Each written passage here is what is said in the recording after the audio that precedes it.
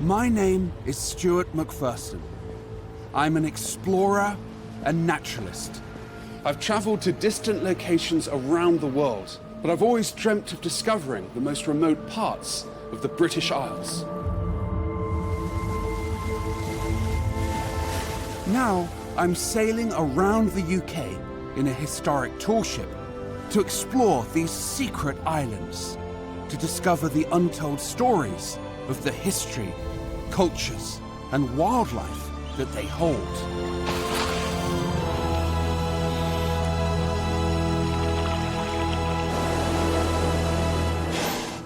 From 5,000-year-old ruins to fascinating living cultures with links to Viking heritage.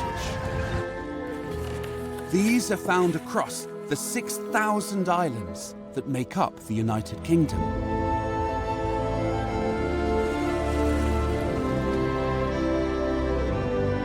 In my journey, I'm hoping to unveil the mystery of the islands that form the British Isles. Countless ships have gone down right here in these waters, so we've got to be really careful proceeding from this point onward. So join me in this voyage of discovery to Britain's secret islands.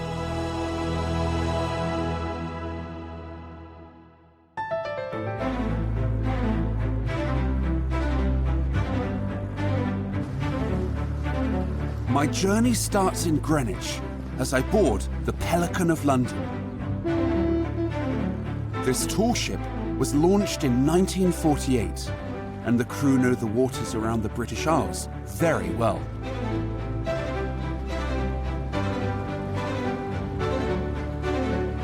For hundreds of years, mariners and tall ships like the Pelican sailed from the Royal Naval College at Greenwich on great expeditions to explore remote corners of the world.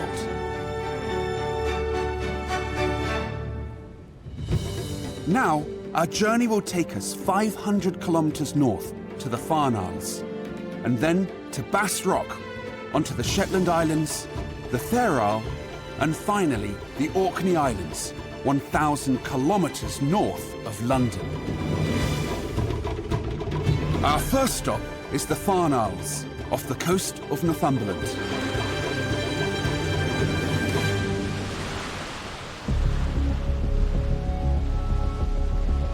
Divided into two island groups, inner and outer, the most distant islands are nearly 8 kilometers from the mainland.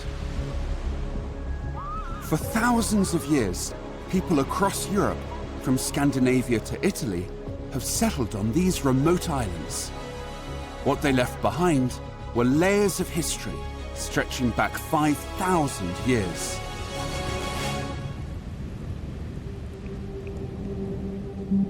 In the 7th century, monks settled on the islands, and they became a key site for the birthplace of Christianity in the British Isles.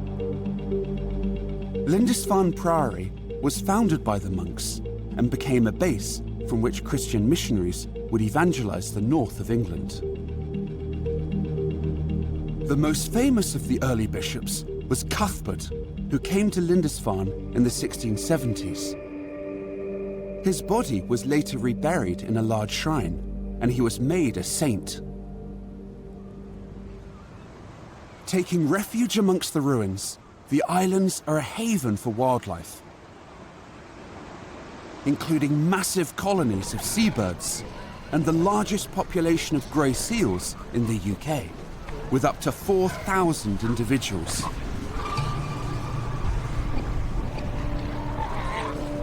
The abundance of nature served as food for the monks and the early Christian communities.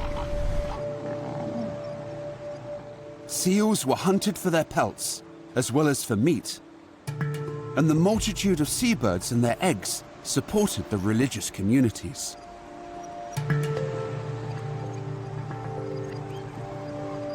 During his life, St. Cuthbert would establish an important and far-reaching legacy. Amongst other acts, he introduced special laws in 676, protecting the eider ducks and other seabirds nesting on the islands. These are thought to be some of the earliest bird protection laws anywhere in the world.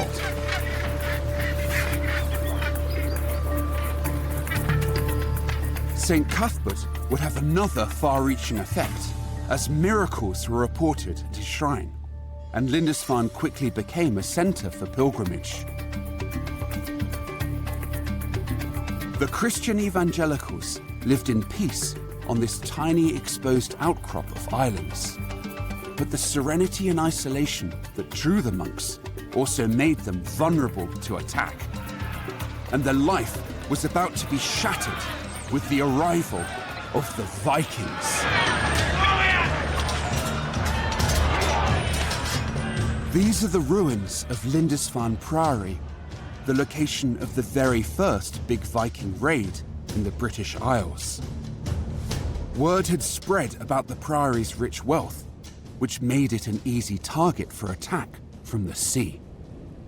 On the 8th of June, 793, a party of Vikings landed here. They came ashore and devastated the Lindisfarne monastery. They killed monks, stole treasures, and changed the way of life forever.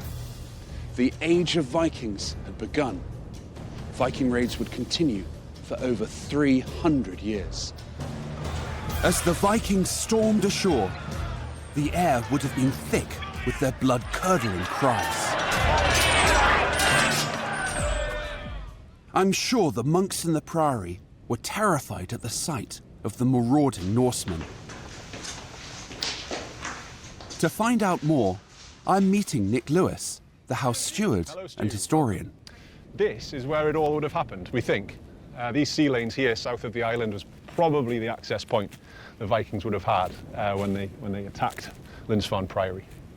In those days, the priory was a lot closer to the shoreline, so the Vikings would have jumped over the sides of the ships and they were straight in amongst those poor monks, who frankly would have had a wooden cross around their necks, and that was about it for protection from these guys with big axes and shields. And we think that there was nothing up here in those days on the castle site, but it's intriguing to think that someone could have stood up here and watched it all happen. What was the attack like?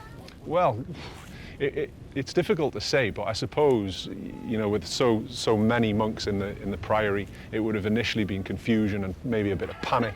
We don't know what the relationship was like with the Vikings in the priory before that, but it's fairly likely it would have been chaotic and pretty terrifying, actually.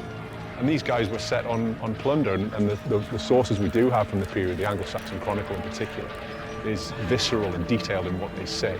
And they talk about dragons in the sky. This is real end-of-days stuff. And there's even a wonderful stone in the Priory Museum which shows these guys with swords. And it gives that kind of fear, maybe, that panic that there would have been in the community at that time. The Viking carved stones in the Priory are a chilling record of the dramatic and barbaric attacks. Would the Lindisfarne monks be obliterated and the peace of the Farne Islands shattered forever?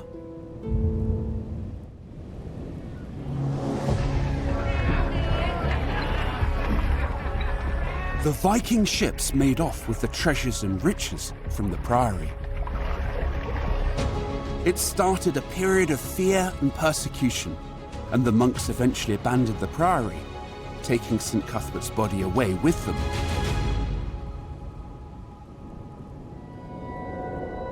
The attacks finally stopped after the Norman conquest, when the monks refounded the priory in the late 1080s, and this was followed by centuries of quiet monastic life.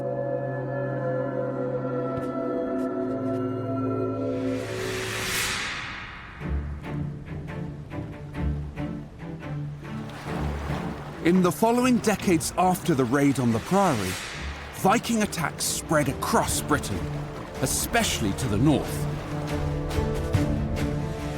We're following in the Vikings' wake, heading 80 kilometers north towards Bass Rock in the Firth of Forth.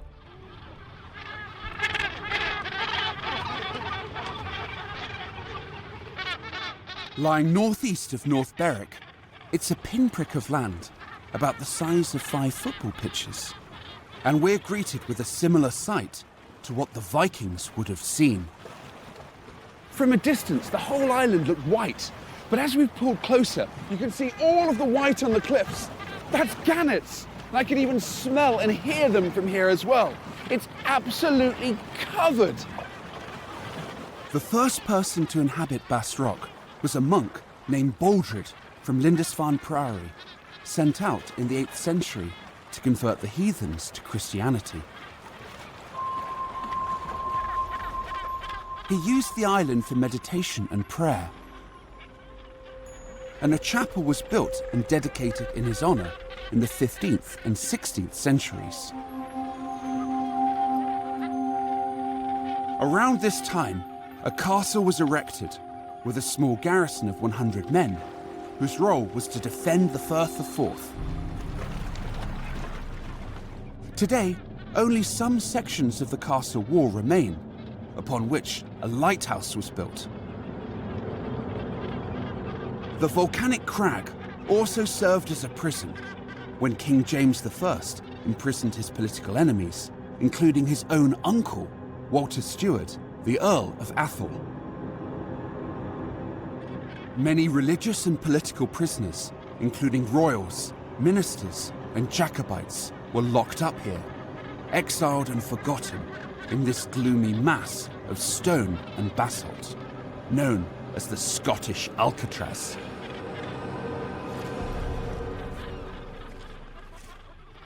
Today, the prisoners have long gone, and the island is home to the largest population of northern gannets.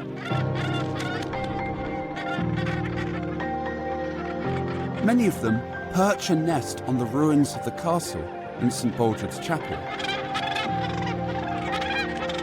This noisy cacophony is at its peak during the breeding season. There are likely to be 75,000 breeding pairs. That's 10% of the world's population crowded here on this rock.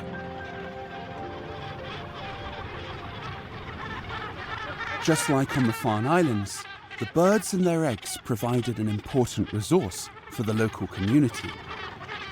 They were prized by the Vikings because of their tender meat, and in the 19th century, people visited the island to shoot the seabirds as they nested. Eggs were collected, and the young gannets, called gugas, were considered delicacies. Not only were the hermits, monks, and prisoners fed by the gannets, but they were also sold as sea geese, smoked and wrapped in leaves, and then transported to London to be sold in restaurants.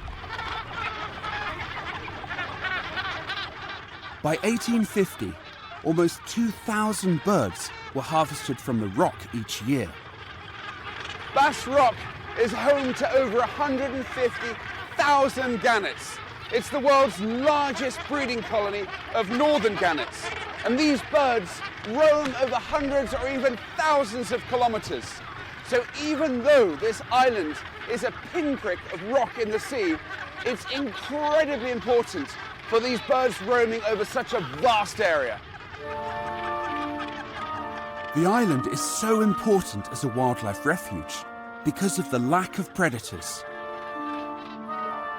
Such concentrations of seabirds cannot survive on the mainland, as their eggs and chicks are eaten by foxes and rats, which are absent here on Bass Rock. But the gannets here do face growing threats, including plastic waste. Sadly, there's bits of plastic all around these nest areas. The gannets bring in bits of seaweed to make their nests, but lots of bits of plastic really resemble seaweed. This bit here, for example, look, it's green, it's got long threads and filaments. That looks exactly like seaweed. So this gets carried up to the island, and that's part of the problem. Maggie Shedden from the Scottish Seabird Centre in North Berwick has spent the last 21 years rescuing gannets from fishing nets and plastic before releasing them back into the wild. Maggie, do you have to catch a lot of gannets and rescue them like this? There's usually several a year, yes. Now, I think this bird we saw perhaps a month, 6 weeks ago. Okay. We couldn't get it, so it's managed to eat, but It was completely caught in the gate. Okay. So it must have been cutting in there.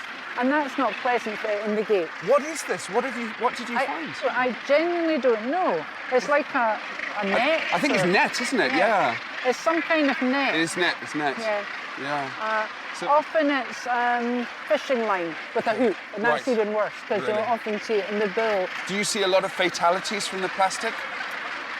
At times, yes, because this is ocean litter. This is from fishing. This is from Sure. people discarding things. Yes. But for as far as sort of shoreland garbage, we're not seeing as much here. Your beach cleans, I think, are making a difference. Because we have a lot of seaweed banks here, gannets do bring a lot of seaweed in, and we do a lot of beach cleans.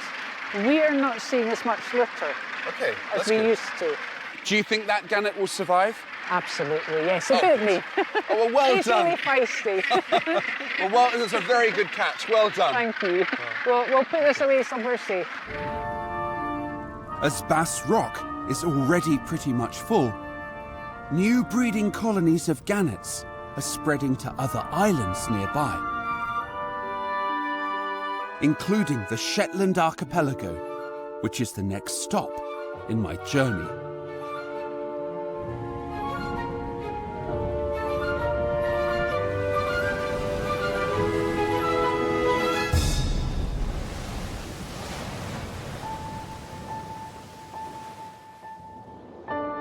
Shetland is an ancient landscape made up of about 100 windswept islands.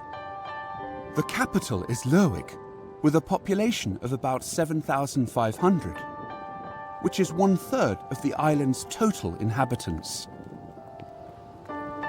The land was colonised by the Vikings in the 9th century and only became part of Scotland in the 15th century. Shetland's place names reflect its Norse history and unique cultural identity shaped by the Vikings.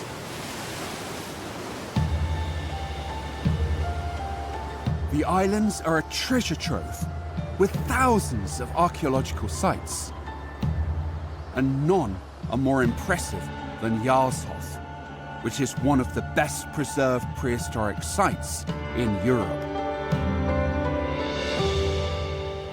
Over the last 100 years, a series of archaeological digs has revealed more than 4,000 years of human occupation and history, making Jarlshof one of the most important archaeological sites in all of the British Isles.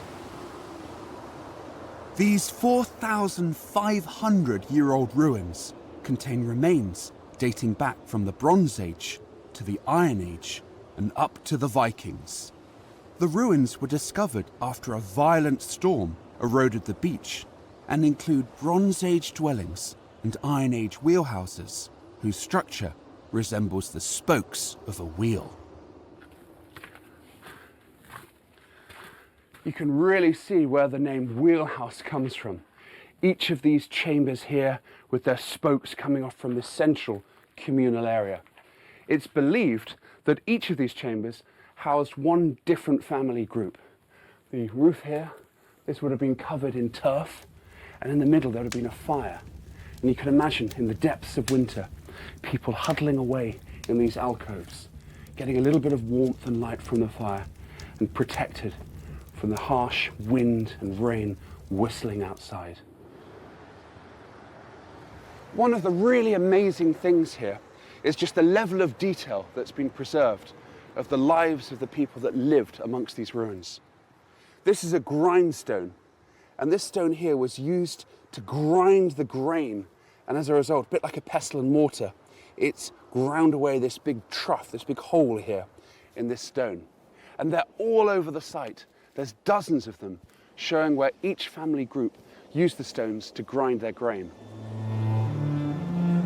Shetland was the gateway for the Viking conquest of the North Atlantic because of its fertile land and proximity to Scandinavia. The Norsemen arrived looking for land to conquer, and the Viking Age ruins here are the largest in the British Isles. The remains of the Viking settlements are still visible today, such as this rectangular longhouse at Jarlshof. At least 12 generations occupied this site, and many other villages nearby. The Vikings initially built wooden houses, similar to their villages in Scandinavia. But perhaps for the scarcity of trees here, they soon adapted to stone dwellings, with perforated roofs for insulation. It's easy to imagine the raucous fireside feasts and the smoky atmosphere inside the Viking longhouses across the Shetland Islands.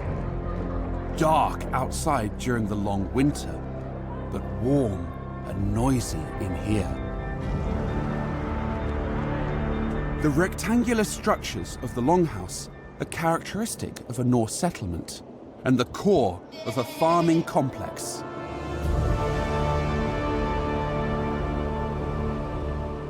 The archetypal Viking vessels were the longships, made of overlapping planks of wood, nailed together and protected with layers of tarred wool. This is a replica Viking longship, similar to the vessels used by the Vikings to reach the Shetland Islands. It was powered by sails and oars. The fact that the Vikings could cross the rough North Sea in ships such as this is nothing short of amazing. The journey could take weeks at a time, and the Vikings on board would be exposed to the elements.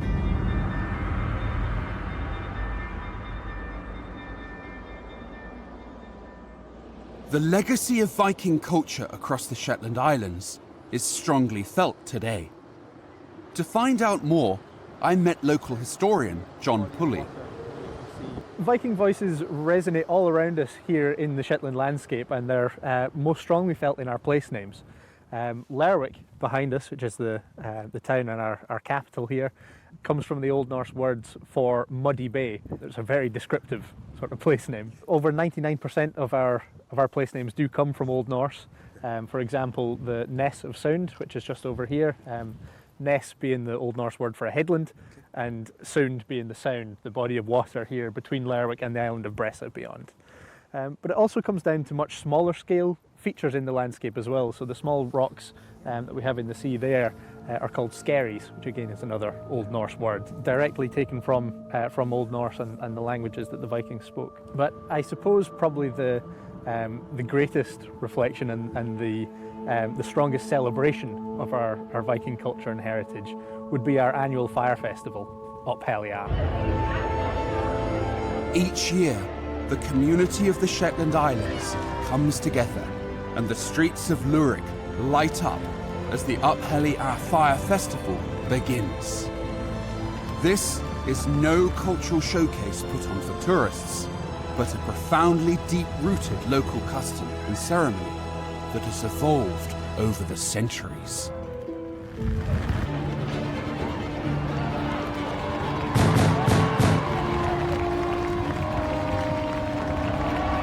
Up Helliar marks the end of Yule, and over 1,000 geysers carrying fire torches in 47 squads march through the city, some dressed in Norse costumes and singing old songs. A replica Viking longship is paraded through Lerwick, and the climax of the fire festival comes as more torches are lit. And the longship is burnt to bid farewell to the year past.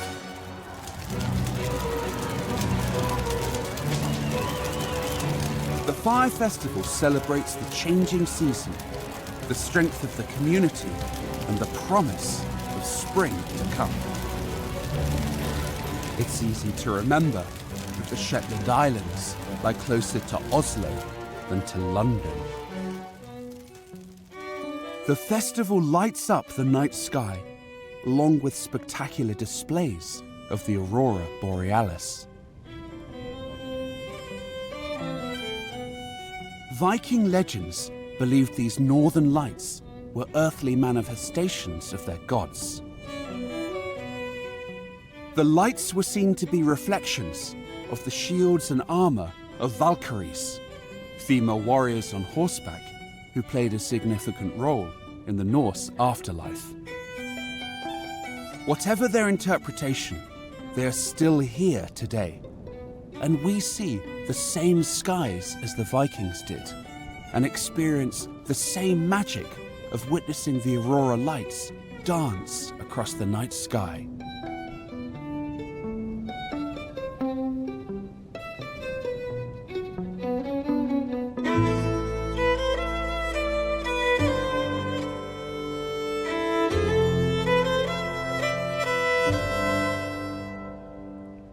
The Shetland landscape is dotted with mysterious round structures called brochs.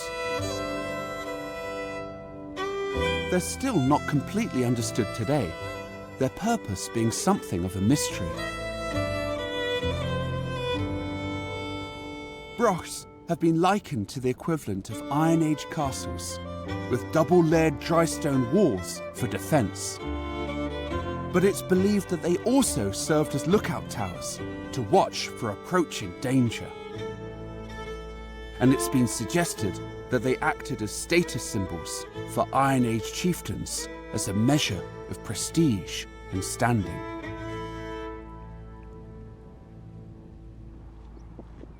They likely served all of these roles to varying degrees. I visited the broch on the shores of Clickymin Loch. All brochs have a single entrance and are located in places which are hard to reach. This has led some archaeologists to believe that they were a place of refuge for Iron Age communities and their livestock during times of conflict.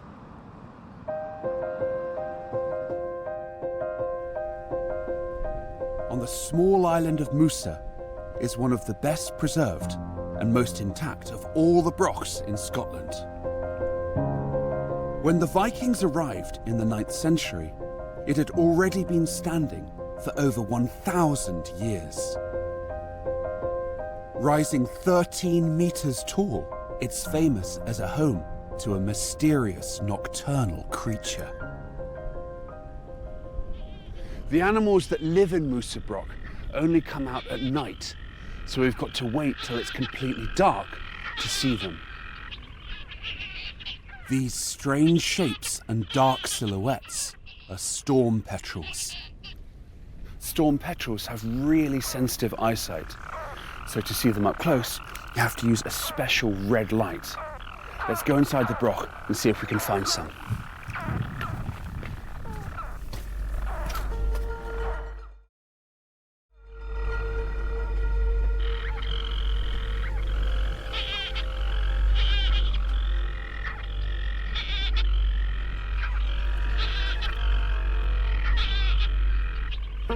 The whole broch is reverberating with the sound of petrels. You can hear them within the structure of the walls.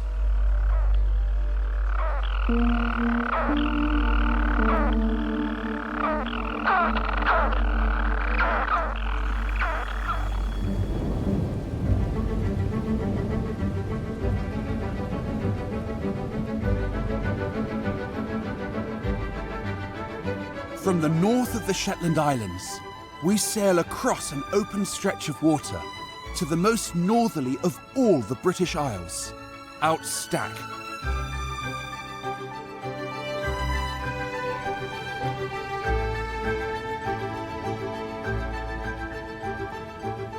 This tiny little rock lies on the same latitude as southern Greenland, and not many people know the British Isles extends this far north. It lies between the North Sea and the Atlantic, and is where two oceanic currents collide. The strong upwellings push nutrients to the surface, making these waters some of the richest and most productive in the UK. Gannets nest here on the dizzying sheer cliffs, 27 meters high.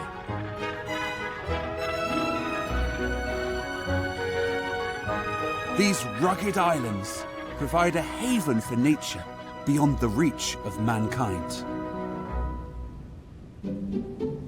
To our delight, a school of inquisitive Risso's dolphins swims alongside Pelican of London. This pod includes some young calves. They too are drawn to feed in these rich waters. But a larger predator stalks the deeper waters. Killer whales. This pod has travelled hundreds of kilometres to reach the waters around the Shetland Islands. The plentiful fish support thousands of grey seals, which are a favourite prey for hungry killer whales.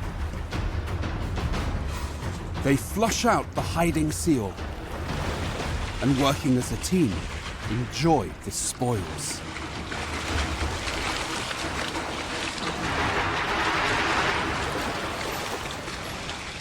Shetland is a wild frontier land and can be harsh and savage as well as beautiful.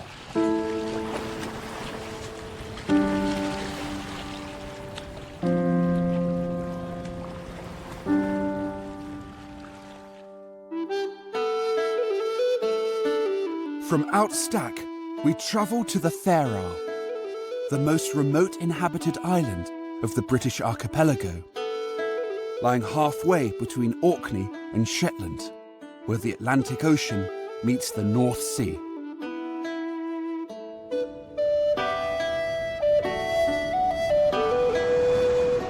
Just under 5 kilometres long and 2.4 kilometres wide, it has a natural harbour with 2 lighthouses on the north and south of the island. Stevenson Lighthouse in the south is the tallest in the Shetland Islands. Historically, the only way to reach Faroe was by crossing the rough seas. Even today, the tiny island isn't shown on many maps, and there are just a few flights in and out each week. Faroe is home to just 48 people and has only one shop, which doubles as a post office. Yet diverse industries and a proud culture thrives here. Traditional knitwear has been created on the island for generations. It was used in many of the Antarctic expeditions of the early 20th century and is considered among the very finest in the world. These famed woolen knits are exported all over the globe, and each handmade jumper can cost thousands of pounds. I'm curious to know what it's like to live on such a remote island with so few inhabitants. So I've come to meet Elaine Thompson. Thank you very much. So I'm very lucky to actually have Fair Isle in my blood. I've got quite a full family tree that goes back until I think it's around the 1640s. So it's an amazing thing to have such a strong connection. Historically, this was the main route that a lot of the sailing ships took from Europe going to the New World. The English Channel was too dangerous, too congested, so they all came around the north of Scotland. I think we're very lucky that geographically where we are, we have quite good connection. We have good Wi-Fi, we have good mobile signals, which I know is a really, really important thing and majorly lacking. Yes. For a lot of places. You have better connections than many parts of the UK. Yeah, we do. Yeah, we're really lucky. So we're lucky to have a big repeater mast on the top of the island because it's kind of like a stepping stone between the mainland of Scotland to Orkney to Fair Isle up to Shetland. Okay. You know, you can work from home. You can do a call centre job working here. Yes. So it really opens up the fact that if small places have good Wi-Fi, have good telecoms, you can work these jobs and still live here and enjoy the good things about being in a place like Fair Isle, be in a community. So I think it's really important that people don't assume because we're on a small island far away that we're isolated. In some ways, you have to be more open and more sociable here because we have to make friends with our neighbours. You might think that the most remote inhabited British Isle would be a sleepy sort of place, but I have never been anywhere where there is just so much energy. People here seem to have 2 or 3 jobs. They also run B&Bs, they raise lambs. There's just so much creative energy. The island is full of artists and manufacturers, let alone the knitwear that's exported right the way around the globe. This island may well be remote, but it's definitely not isolated. I think they have the best of both worlds.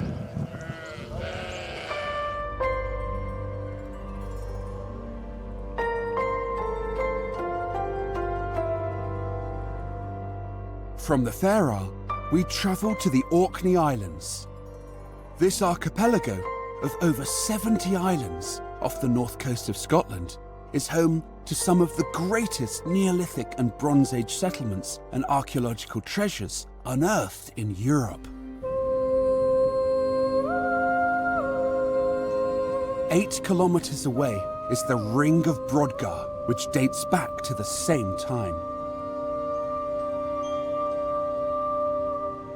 The ring is an impressive stone circle with 27 standing stones, some rising over 4 meters high above the wild moorland. It's the largest Neolithic monument built in the area. The ring has a diameter of 104 meters, and the site is thought to have originally contained 60 standing stones. The exact purpose of the stones is unknown. Some believe they were used as grave sites or to monitor the stars. The Ring of Brodgar is the 3rd largest henge in the British Isles and was the epicenter of the stone circle culture that spread across much of Britain.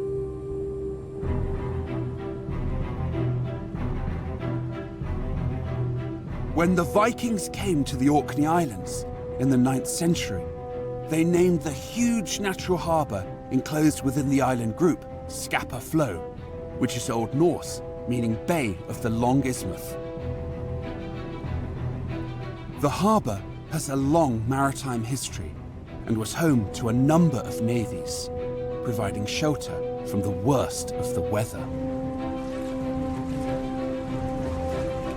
The deep water harbour of the Orkney Islands occupied a key strategic location during the World Wars, as it was used to protect Britain's Royal Navy. The islands became home to tens of thousands of personnel, and it was such an important base that it was heavily fortified with coastal gun batteries. The batteries were equipped with guns from the United States and manned by the Royal Marines, as well as local men from the Orkney Royal Garrison Artillery. Hoxha Battery was built during World War I with powerful 6-inch gun emplacements and magazines that guarded the southern entrance to the harbour. Scapa Flow was so heavily fortified and so important to the Royal Navy that several of the inlets between the islands were cordoned off. Block ships were deliberately scuttled to make barriers to prevent German ships or submarines from entering the harbour. Some of the wrecks are still above water, a poignant reminder of the war. Following the build-up of the High Seas Fleet of the German Imperial Navy in 1904, it was decided that a northern base for Britain's Royal Navy was needed to control the entrance to the North Sea. After the German defeat in World War I, their fleet was interned in Scapa Flow under the terms of the armistice while negotiations took place. After a few months of internment, the German Admiral Ludwig von Reuter feared that the German ships would be seized by the British and used against Germany.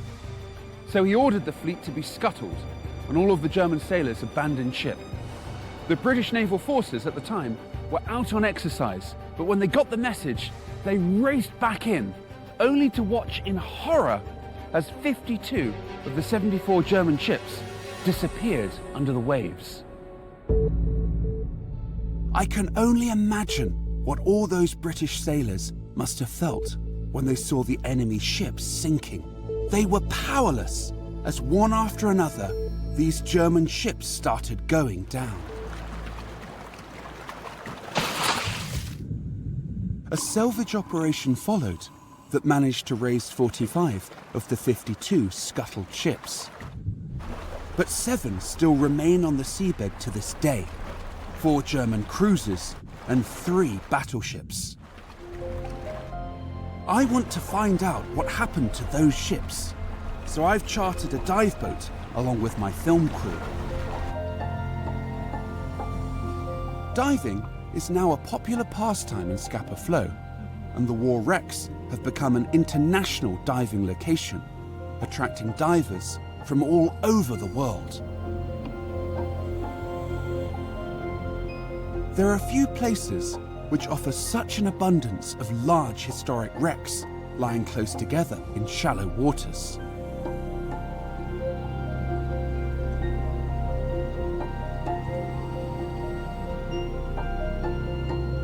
The 3 battleships rest upside down on the seabed at a depth of 45 meters.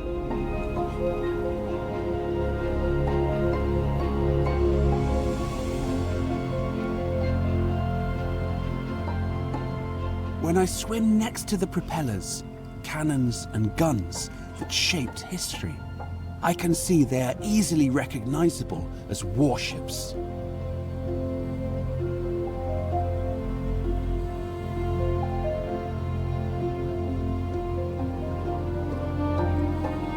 The death of the warships has created new habitats.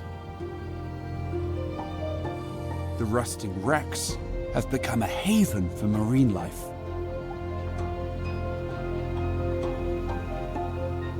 A century after they were scuttled, the iron hulls of the ships have become artificial reefs on the silty bottom. They are now home to soft corals called dead man's fingers, starfish, and sea urchins.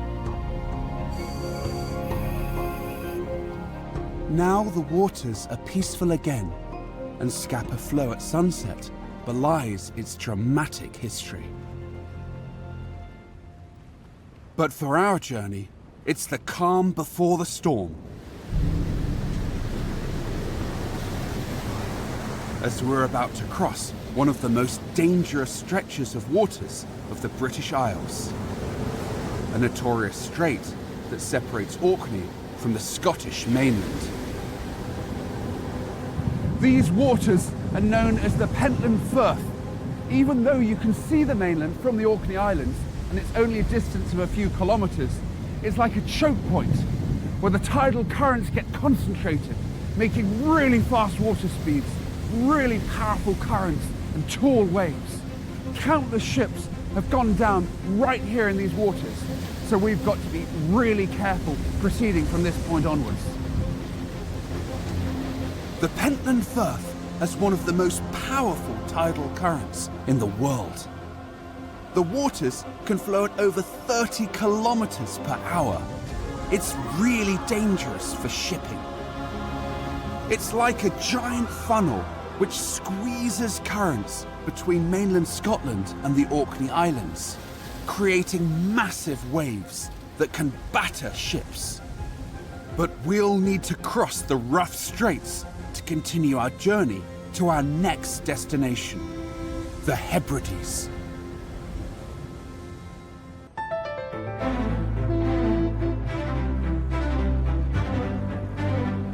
I set sail on board the tall ship Pelican of London. My first stop was the Farne Islands off the coast of Northumberland.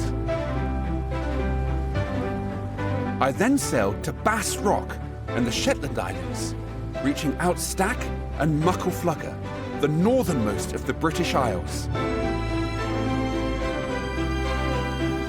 I ended the first leg of my journey in the Orkney Islands, amongst the fascinating World War I wrecks of Scapa Flow.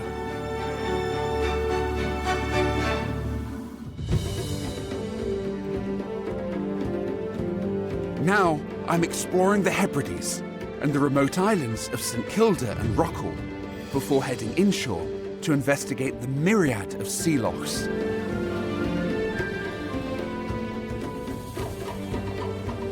Scotland's west coast has the greatest concentration of islands of the British Isles, divided into the Outer and Inner Hebrides. The name Hebrides comes from the Old Norse word Hafbride, meaning the isle on the edge of the sea.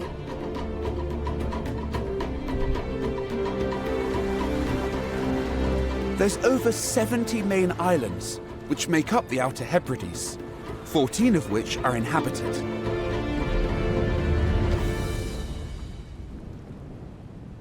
Lewis is the most northerly isle and also the largest.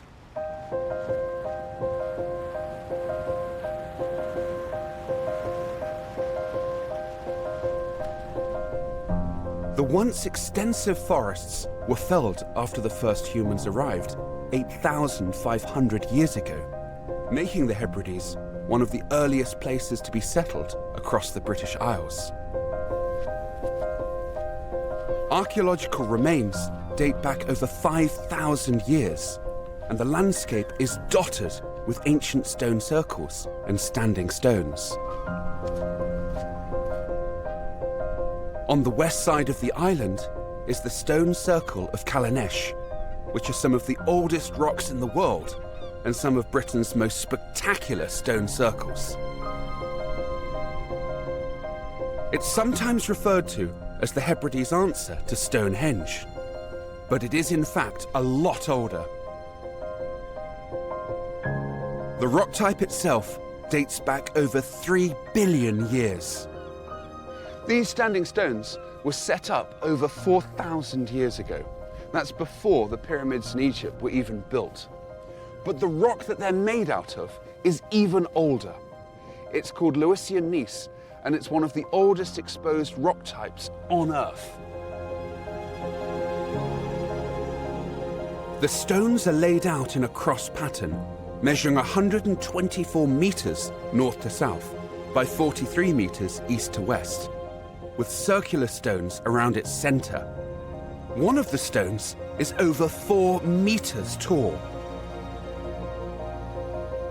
Many legends surround why the stone circle was built.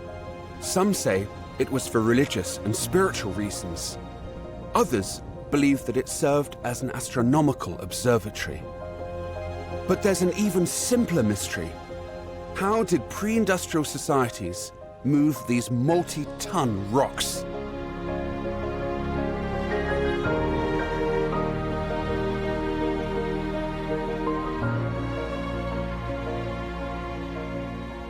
Just looking at the sheer number of stones here and their size, it makes you realize the immense importance that these early communities must have held for this site and this incredible structure. I can't estimate how many tons the very biggest of these stones must weigh. And it just begs the question, how on earth were they erected in the first place? Remember, these early societies were not just pre-industrial and obviously pre-machine. The fact is there weren't proper roads on the island at that time. The modern thinking is they were probably dragged by having rollers that you'd take from behind and put in front and slowly move them along the ground. But just look at this landscape. This boggy, wet moorland and peat swamps. How on earth would you move a block of stone like this across that landscape, even with rollers? In the wet patches, all the rollers would sort of slip down and get stuck and get bogged and all down into the mud. It just boggles the mind. It's amazing that this structure was built. People were living across these islands during the Iron Age. During this time, turf-roofed dwellings were used to shelter from the wild conditions and were often built partly underground.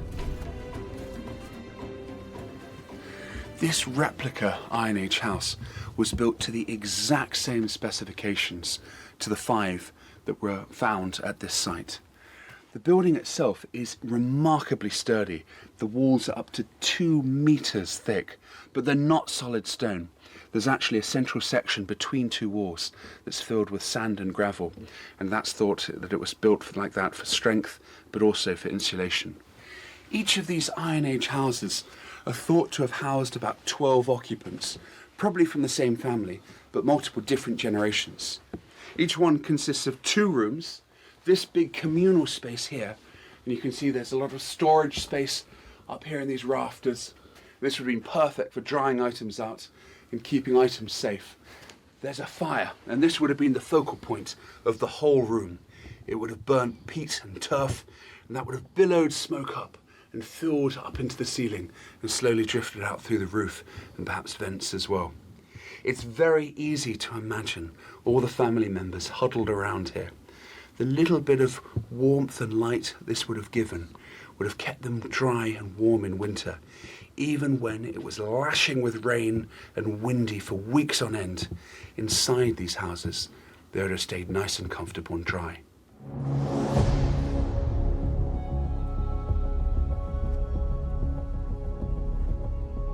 Over the centuries, the traditional dwellings across the Outer Hebrides evolved into blackhouses. These thick stone-walled buildings with heavily thatched roofs were so called because the peat fires inside continually burned soot, and the tiny windows made it very dark and smoky inside. Blackhouses were lived in right into the 20th century. This is a traditional Scottish black house village, and as you can see, the houses are very distinctive. They have double doors, an inner door here and an outer, and this is because in winter, when it'd be wild, savage, cold conditions, you could step inside, close this door before opening this inner one, so the heat wouldn't escape. The walls of the houses themselves, they're about 1 metre thick and made out of solid stone. On the inside, they'd also often be insulated with different materials as well to try and keep in that warmth. Look at this massive pile of peat. So these sections were cut out from the heathlands and the moors and put in a big pile here to dry out for weeks or even months. For centuries, people would go out onto the moorland to cut peat. They would put the cuttings in piles and let them dry for weeks. These historic crofting techniques are still practiced today. Crofter Ian Martin is keeping the tradition alive. This is the old croft house, the original house dating back to 1741. Really? That's when the original 2 rooms was built. Wow. Yep. And I'm the 8th generation of my family on my father's side on this croft. I'm the 4th generation of weavers on this croft. And of course, although it's modernised now, the original house was a black house. Okay. And with a thatched roof, 6 foot thick stone walls, which are now, of course, covered with smooth render. Of course, as you can imagine, back in these days, there was no glass. No. And in fact, there was no windows at all. And you had your thatched roof on. Yes. And of course, the peat fire was the only source of light. However, the peat fire, until you got the red flame glow, it created an awful lot of smoke inside the houses. Okay. During the summer months, local people can still be seen cutting peat on the moorlands. Being prepared for the winter ahead is still key to living here. Once the peat is thrown out, after a couple of weeks, maybe 3 weeks, when it forms a dry skin, a crust on the surface, you then start to lift them exactly like this. I see, into these little piles. So the bit that is exposed to the sun and the wind is put to the inside, exposing the damper part of the peat that has been lying on the ground to the outside. And then leave them like that in total from beginning to end, 2 to possibly 3 months. Then they're ready to be taken home and put on the fire. It's not just the houses and industries that are traditional across the Isles of Lewis and Harris, but there's a unique cattle breed here. This is Mary. She's a full-grown Highland cow. You can see this beautiful red hair. They actually have a double coat, this long, shaggy outer coat and a much finer, denser undercoat. Even if they get completely wet, the undercoat, which is so much denser and finer, that stays dry and keeps them warm in this windswept landscape.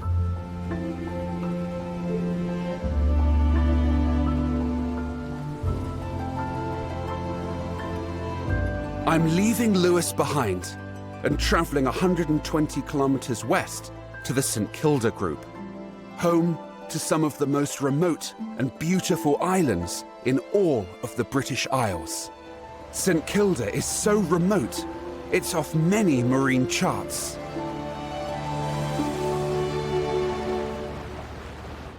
Even these British Admiralty charts have unsurveyed in the waters around St Kilda, and the few depth points that there are from lead-line soundings from the mid-19th century. Welcome to St Kilda. This is the main island, Herta, home to the tallest sea cliffs in all of the British Isles.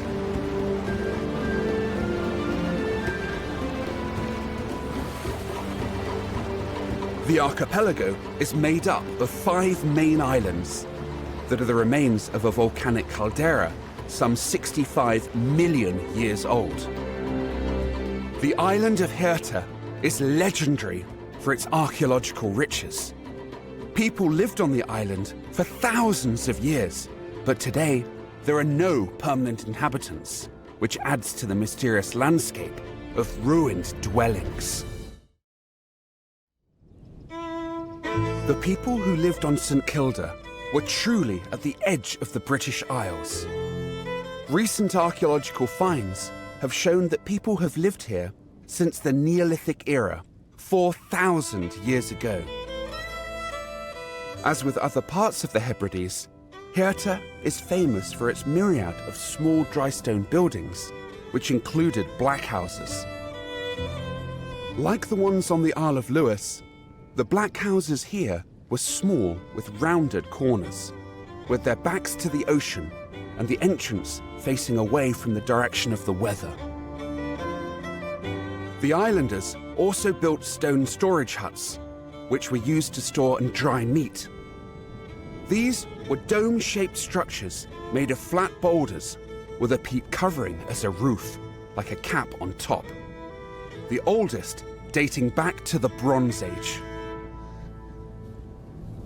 There's over 1,200 of these little stone structures scattered across the island. They're known as cleats, and the St Kildans used them, a bit like larders.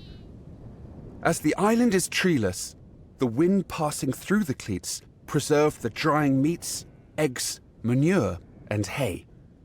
This was essential to prevent starvation during the winter months. Life on St Kilda was tough, and for the hardy inhabitants, it was a challenge to eke out a daily living. The islanders started to leave St Kilda in significant numbers in the 1850s, and to make the situation worse, the difficult living conditions here resulted in infant mortality rates of up to 80%.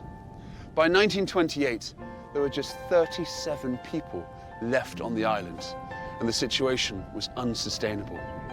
It was decided that St Kilda had to be evacuated, and in 1930, the very last of the islanders then left. 36 men, women and children boarded HMS Harebell as the last remaining inhabitants of St Kilda left for good. It marked the end of the occupation of the island, which had lasted over 2,000 years. This is the main street in the abandoned village on St Kilda. Each of these houses would home up to a dozen or so inhabitants, so you can imagine the hustle and bustle of daily life here. For generations, the St Kildans had relied almost entirely on rearing sheep and collecting seabirds, undertaking little agriculture or fishing. A legacy of the islanders is the Soay sheep.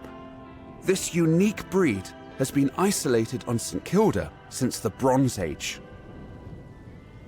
Much smaller than most modern sheep, they're robust and goat-like and have become a distinctive feature of the landscape, representing an ancient breed and descendants of the most primitive domesticated sheep alive today.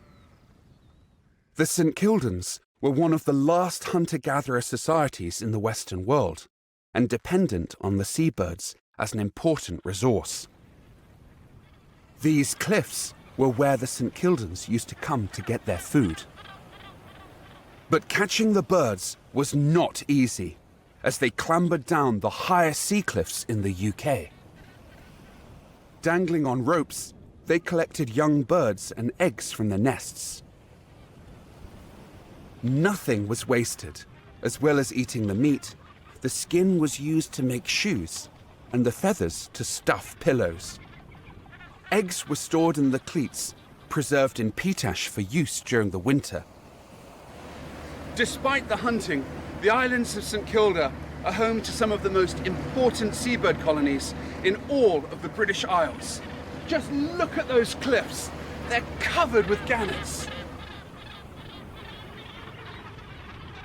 Today, the collectors have long gone. The colonies are at peace, and the numbers of gannets have skyrocketed. The birds are only here for half of the year, as they head out into the Atlantic during the winter months. St Kilda isn't the most westerly of the British Isles. That accolade goes to the island of Rockall, where I'm heading next.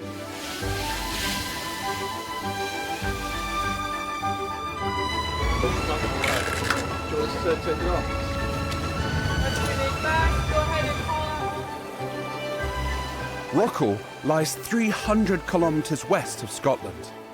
It takes 3 days of sailing to reach the tiny rock, far out in the North Atlantic. It's the most remote British isle of them all.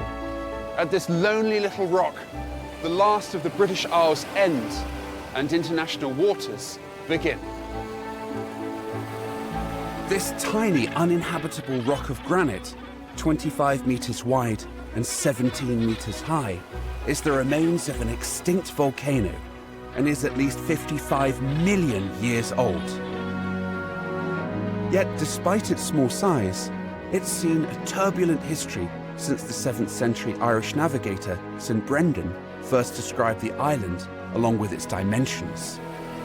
It's been the source of an ongoing ownership dispute involving the UK, Ireland, Denmark and Iceland for mineral rights in the seabed, as well as fishing rights in the surrounding waters. In 1955, 2 Royal Marines landed on Rockall. They hoisted the British flag in an attempt to annex it during the Cold War by cementing a brass plaque on its storm-washed summit. A year later, a deal was passed to formally incorporate Rockall into the United Kingdom as part of Scotland, in an effort to prevent the island from being used by the Soviet Union. But despite not recognising the UK's sovereignty over Rockall, Ireland has not sought to annex the island either. Irrespective of which nation lays claim to Rockall, it's clear the seabirds that nest here are the real owners of the island. From Rockall, we sail to calmer waters and the Inner Hebrides. They're closer to the mainland, making up a chain of 79 islands that are divided into north and south.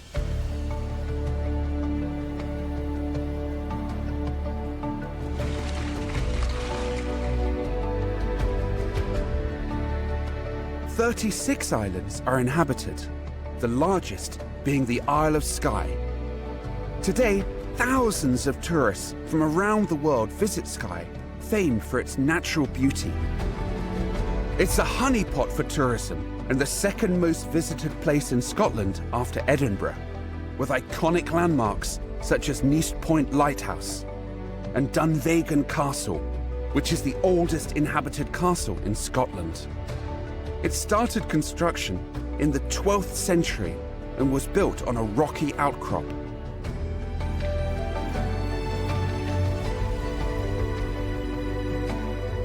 The island is famous for some of the most spectacular scenery in Scotland, including the mighty Coolin Mountains. The story of these peaks began over 61 million years ago when Europe was joined to North America. Molten rock surged upwards, causing a split between the two continents, and the massive upward current of magma formed the mountains on Skye. The remnants of the explosive volcanoes can be found throughout the countryside. The Black Coolin Ridge is all that remains of an eroded magma chamber from a huge volcano. It's also the UK's most challenging mountain range to climb, over 11 kilometres long and above 900 metres in places, with 11 Munros and 16 other summits. Just as distinctive, the Old Man of Storr, a large pinnacle of rock which was created by an ancient massive landslide thousands of years ago. The resulting standing stone came to be known as the Old Man, maybe because the rock face has similarities with its weathered features.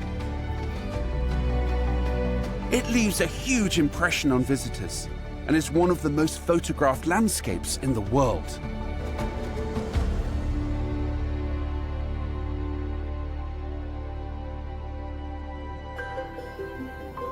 Another landslide is believed to have created the Fairy Glen. Skye has a long history involving fairies, and according to local folklore, this is the place to find them. From the bottom, it's a 10-minute walk to the large basalt outcrop that towers over the glen. This geological feature was formed by a landslide and reshaped during the last ice age and through natural weathering. From a distance, the basalt looks like a ruined castle, and when I climbed to the top, I was rewarded with breathtaking views. But aside from the volcanoes and landslides, there's other evidence of the prehistoric past hidden in the ancient geology here.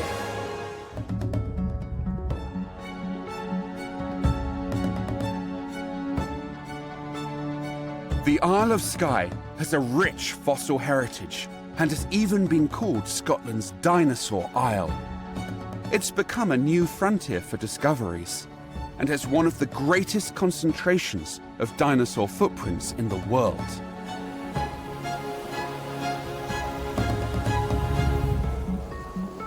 These three-clawed prints belong to a meat-eating dinosaur, an older cousin of T-Rex. To find out more, I've come to meet Dugald Ross from the Staffin Dinosaur Museum. He's studied the paleontology of the Isle of Skye for decades. Hello, Dugald. Hi, Stu. It's lovely to meet you. And you. Good to see you. Is this a footprint here? It is. It is. You can see it's got a distinct shape. Yes. You can see the clear toes. Yes, absolutely. There's the back of the heel. There's yes. There's the middle toes. Oh my goodness. Now, this is a fantastic example of a stegosaur footprint. The fossils date back to the Middle Jurassic period, some 170 million years ago. At the time, Scotland was much warmer, and the peninsula was a huge estuary where many animals search for food amongst the mudflats. These indentations we see in front of us, Stuart, are actually footprints. They're quite astonishing. You know, the size of them and the stride pattern, left, right, left, right. Yes, you can really see that, can't you? The left, right. Yeah. So we're literally walking in the footsteps of a dinosaur right now. We are. They were huge animals. Some of them weighed up to 30 tons. Really? And the scientists inform us that they were actually wading in shallow water. Oh, you know, people may wonder what were they doing, why were they wading in the water, but they may have been cooling off. You know, in the same manner as you know, animals do today in warm weather. Footprints were left behind in the soft mud and rock, and over time were filled with water or sand, which hardened into stone. So how many dinosaur footprints have been found across the Isle of Skye?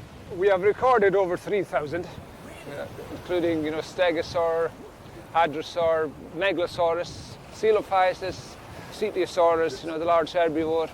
You know, we're astonished at the amount of evidence. But it's really just a lucky coincidence that of nature, you know, nature's luck that we find them here on this northeast coast of Skye. Yes. And it's really down to previous tectonic plate movement where these levels have been left on the surface. And we are finding them, you know, sporadically along the coast. Can we learn anything about the behaviour of the dinosaurs and the footprints? Even with footprints, we can learn a lot about, what they're doing, speed they're traveling at. For example, if they're running, the toes would be dug in and the heels will be up. But in most cases, we're seeing them, the footprints are ambling along at a very sedate pace in family groups, junior and adult footprints together. The world in which these dinosaurs lived in was, quite different, to what we see nowadays, unless we go south of the equator, because, that's where the landmass, this landmass was at that period. There is less than 10 locations in the world that has that Middle Jurassic period, and this happens to be one of them. And it's really, an absolute paradise for paleontologists. Yeah, absolutely.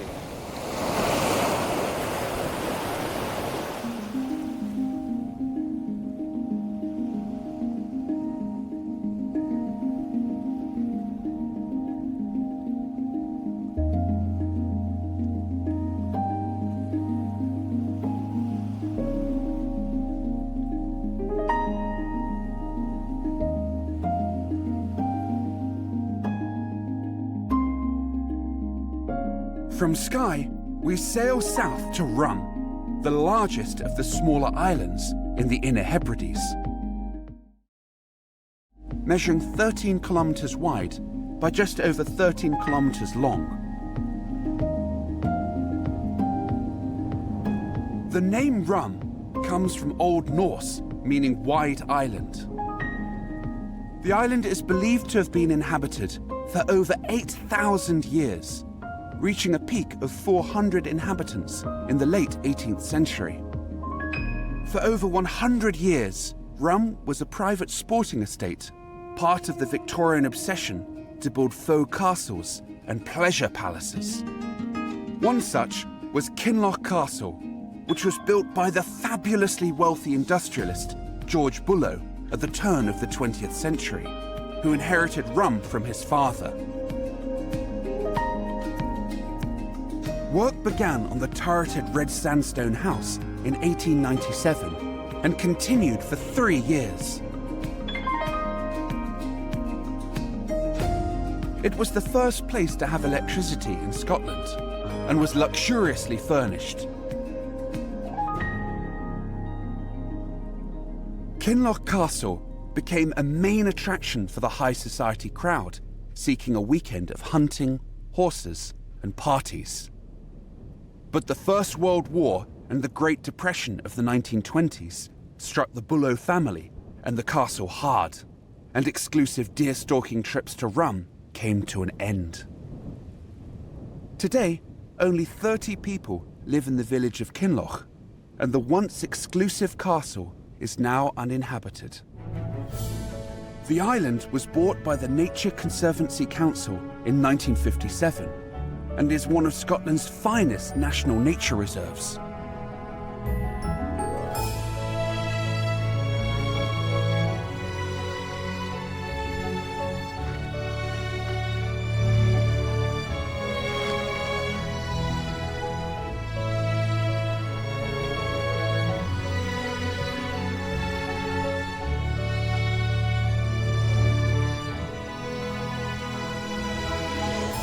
From Rum, we travel south to the unique Staffa Island, one of the smallest in the Hebrides.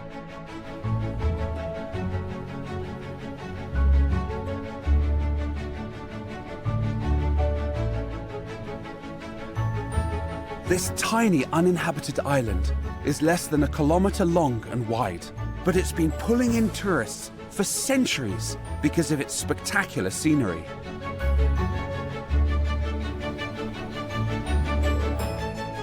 The name Staffa is taken from the Old Norse word for stave or pillar, like the type used in wood buildings, a reminder of the region's Viking history. The island became part of the Kingdom of the Norse, who ruled for over 400 years, until sovereignty was transferred to Scotland in the year 1266. Staffa was inhabited until the 1700s, but now the seabirds and tourists have taken over.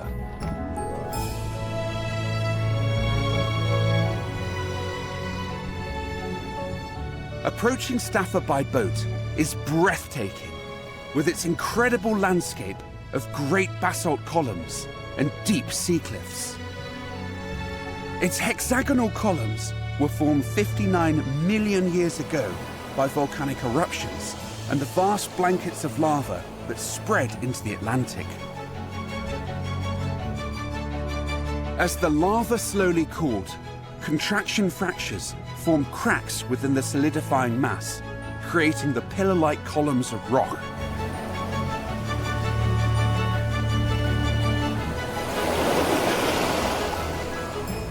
Over the centuries, the columns have been eroded by the crashing waves, which created Fingal's Cave.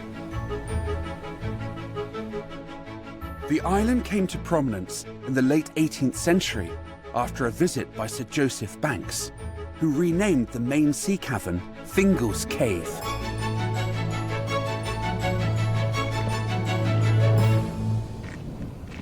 The pillars reach a height of 22 meters, and the cave itself is 82 meters long. Look, it's like a cathedral of stone. Over the centuries, many people have come to Staffa Island to visit Fingal's Cave. Amongst them, William Wordsworth, John Keats, Queen Victoria visited here.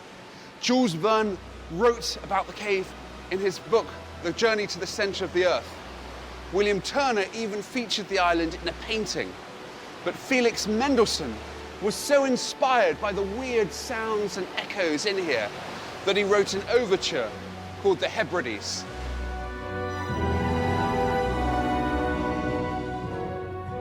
Despite the German composer becoming so seasick on the journey, the sound of the waves crashing into the cave must have made a lasting impression on him, as he wrote his famous overture after his visit, inspired by the eerie noises and echoes. The cave was also known to the ancient Celts as the Cave of Melody because of the weird acoustics inside. Like many before, entering the cave left me with a powerful and lasting impression. Staffa has drawn countless notable visitors over the centuries. But there's one true resident which the island is even more famous for.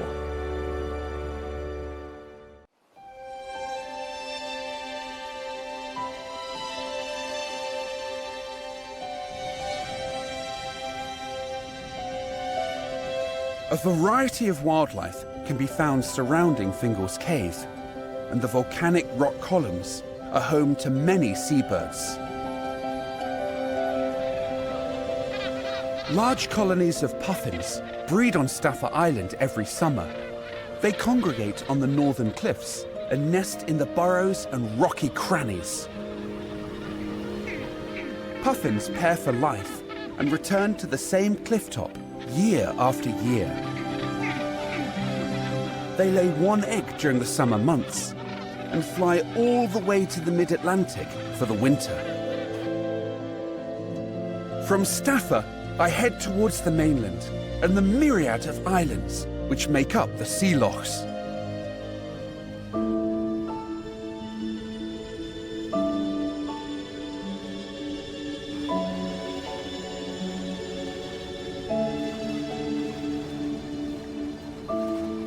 Sea lochs are tidal inlets of the sea, scoured out by glaciers during the last ice age and protected from the open water currents by the tidal narrows and shallow sills. They are famed for having some of the most spectacular diving in all of Northern Europe, giving divers a chance to see many creatures that are normally found at much greater depths, as well as giving insights into the region's geology and surprising history.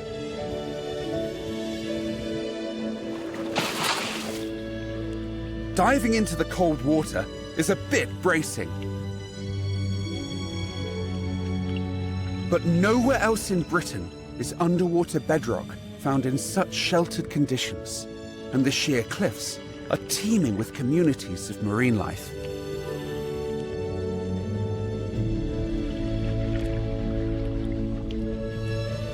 Surprisingly colourful fish are found in these Scottish waters, including the rainbow cuckoo wrasse, which looks more like a tropical fish, but is very much at home here, feeding on mollusks and crustaceans attached to the rocky outcrops.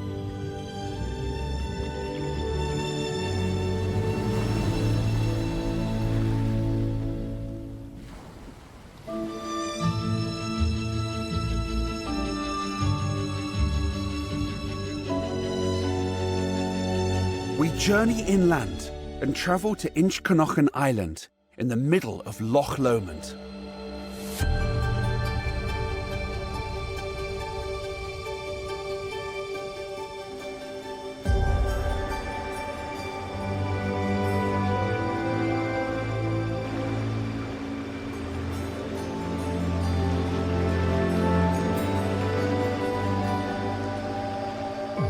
Inchconochan is a 40-hectare wooded island which can only be accessed by boat from the village of Luce. The island is covered with ancient woodland and is abundant with nature, including otters, deer, and nesting ospreys. It's one of the few places in Scotland that the magnificent capercaillie, a giant turkey-like grouse, can be spotted in the woods. But there's another resident of the island, which is even more unexpected. These redneck wallabies from Australia were introduced in the 1940s. The population over the last 80 years has thrived. There's now about 60 of these beautiful little wallabies on this island. And there's even other populations on other islands nearby. The wallabies were brought to the island by Lady Arran Cahoon, who loved exotic animals. After World War II, she moved her animals to her holiday home on Inchconochan. The wallabies quickly multiplied, spreading to other islands nearby. And it's one of the few places where you can see them in the wild outside their native Australia. While the redneck wallabies are a non-native species and are not meant to be here, it's absolutely fascinating to see how they've adapted to this habitat and learnt how to eat the plants here, which are completely different from their native ecosystem on the other side of the world.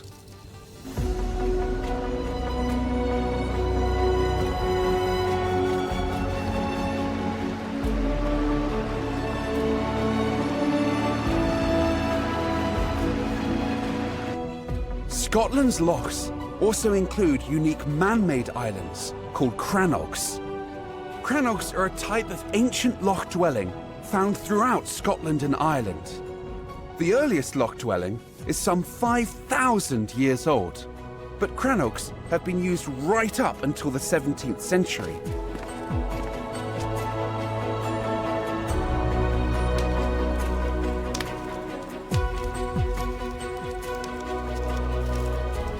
The prehistoric crannogs were originally timber-built roundhouses, supported on piles or stilts driven into the loch bed. Usually, a mound of brush, timber or stone was built, into which piles could be sunk to support the dwelling above. As rocks and debris were dropped around it, the island built up underneath the crannog. Most crannogs seem to have been built as individual homes to accommodate extended families. The inhabitants were skilled woodworkers, using the ancient woodlands to make everything from the timber construction to food bowls. Wood was used to keep a central fire going and even fashion musical instruments to provide melody during the long winter nights.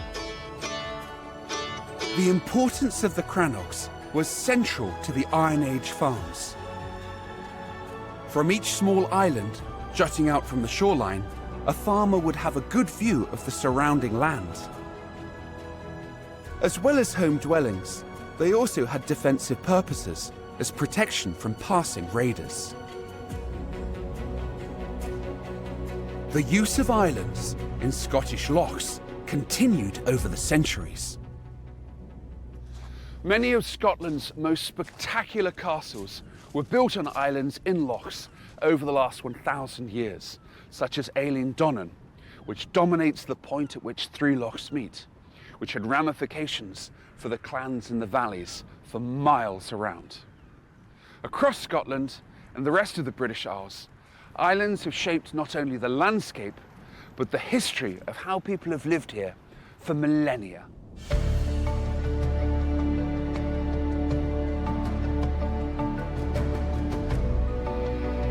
In the next episode, I'm exploring the western coastline of the British Isles, from Rathlin Island on the coast of Northern Ireland to Land's End, as we go in search of more of Britain's secret islands.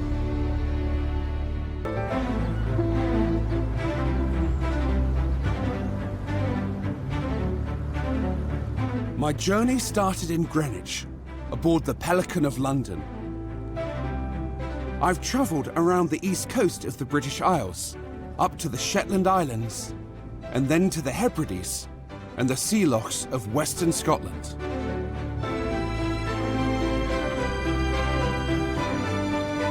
In this episode, I'm exploring the Isles of Britain's west coast, starting with Rathlin Island off the coast of Northern Ireland, before sailing to the Isle of Man and travelling around the coast of Wales to Anglesey and then down to St Michael's Mount in Cornwall.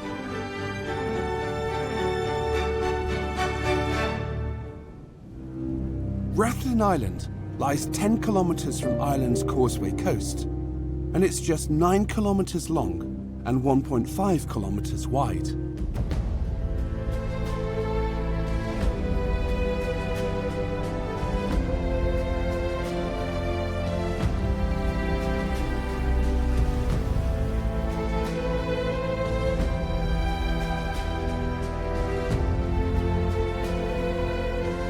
It's a treasure trove of history, with archaeology dating back at least 4,000 years.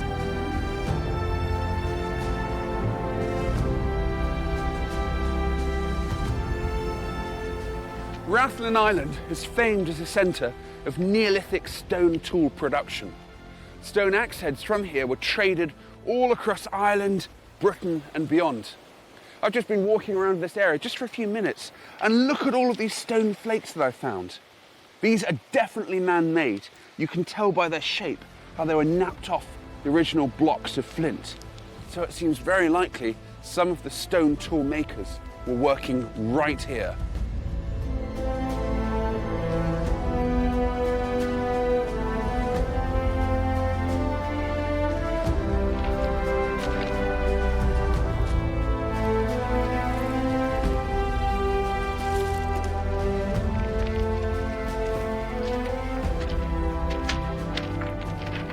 Just walking a little bit further along the beach, and I found these.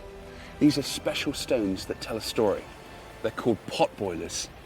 You see this very distinctive square fracture pattern inside? An impact can't create that. That's created by heat stress.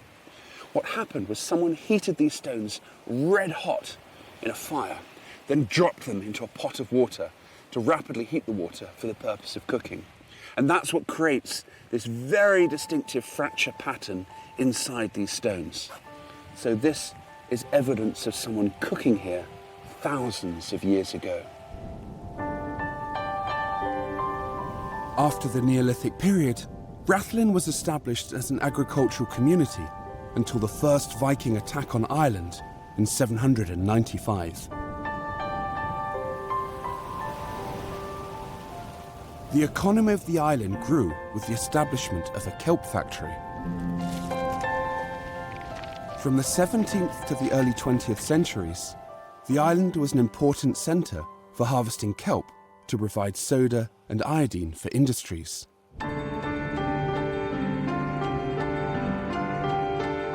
And the population burgeoned to over 1,000, but now it's a modest 150, with many today working on farms across the island and in the tourism industry.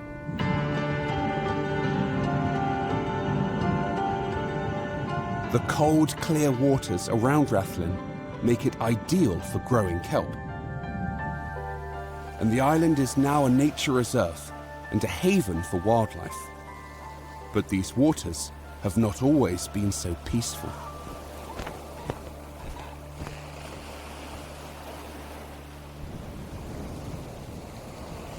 Rathlin Island is famous for its treacherous coastline and dangerous tides, where the Irish Sea meets the North Sea. This, coupled with jagged cliffs, rocks, intense winds, and cloud that frequently hangs over the island, made Rathlin a dangerous place for ships to pass. The rocks weren't the only danger in these waters. Over 40 ships were also sunk near the island during the two world wars. 100 years ago, German U-boats hunted here. HMS Drake, a Royal Navy cruiser, was patrolling off Rathlin Island in 1917 when she was torpedoed by a U-boat.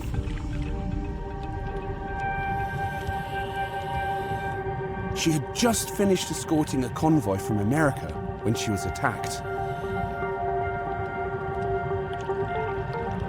U-79 was only 600 meters from Drake's starboard side when the German captain gave the order to fire. Drake sank in just 12 meters of water and is now a popular destination for divers. The remains of the ship's anchors, guns, and steering gear are clearly visible.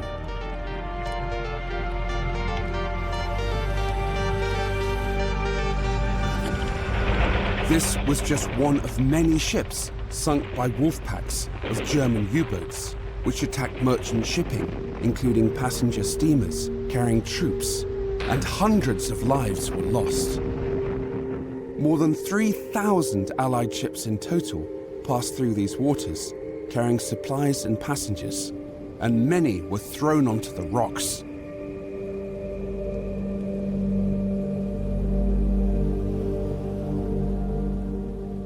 To combat the loss of ships, and in extraordinary feats of engineering, several lighthouses were built.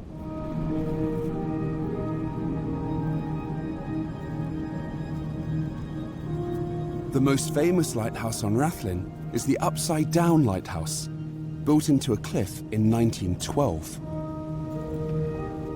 It has a light at the base rather than the top, to keep the light under the fog line and cloud bank.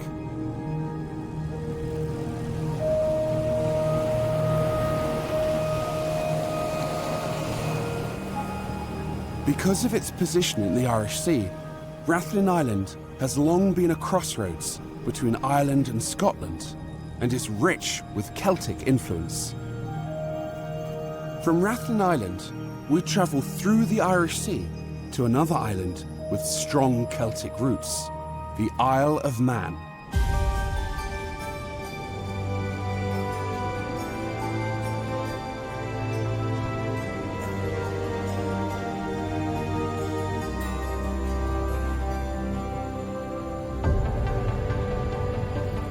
What's striking upon arrival is the range of high hills. This diverse landscape has been inhabited for thousands of years. Ancient megaliths are scattered across the island. These ones form part of a chambered tomb that dates back over 4,000 years.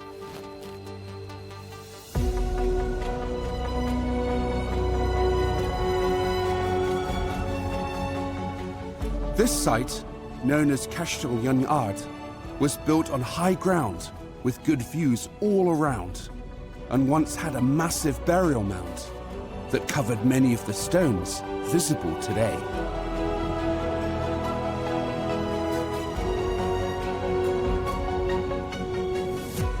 From the 5th century, large numbers of Celtic people began to arrive on the island from across the Irish Sea. And they gave the island its name from the old Celtic word mon, which means mountain, or Manannan, a Celtic sea god. The people of the Isle of Man came to be known as Manxmen, and they developed their own language, known as Manx Gaelic. Centuries later, Christianity arrived and blended with traditional Celtic beliefs, resulting in dozens of Celtic crosses, most of which are protected in the parish churches. But a new kingdom was about to emerge with the coming of the Vikings.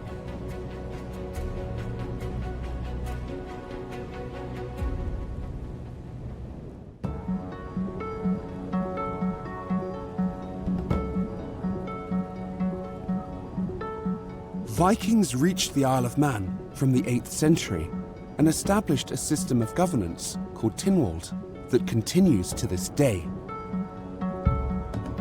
Once a year, an open-air ceremony takes place on this hill, during which all laws are put into effect, and petitions from the community are received.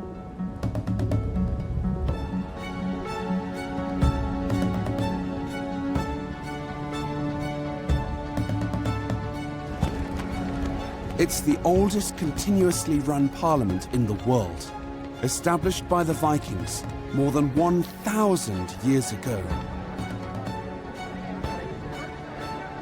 The High Court of Tynwald is the Parliament of the Isle of Man, and it has two branches, the Legislative Council and the House of Keys, which sit separately to consider legislation, but also meet annually for other parliamentary business.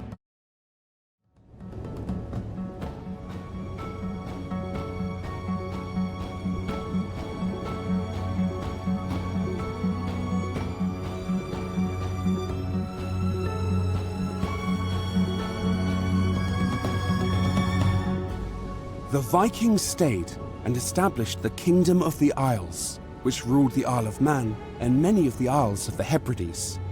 Under the Norse king Magnus Barefoot, a series of fortifications were established, starting with a roundhouse and eventually to become Peel Castle, which guarded the island from attack from the Irish Sea, a no man's land during the late Middle Ages.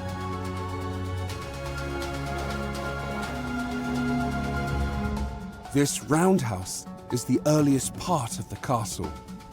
It's where people would retreat if they saw invaders approaching. Norse rule crumbled in the 13th century, although Peel Castle continued to be used as a church, and later the Cathedral of St. German was built. But this was abandoned in the 18th century.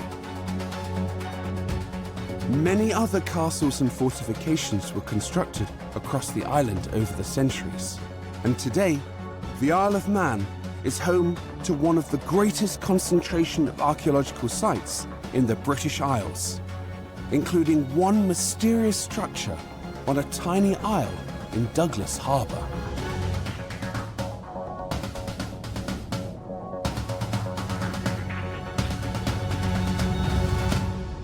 To find out what it is, I've met up with local historian Chris Callow.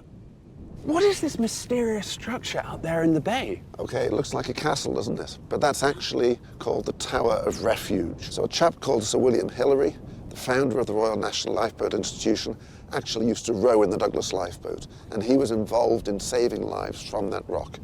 He raised money to have that tower built, and the function of the tower is in the name. It's the Tower of Refuge.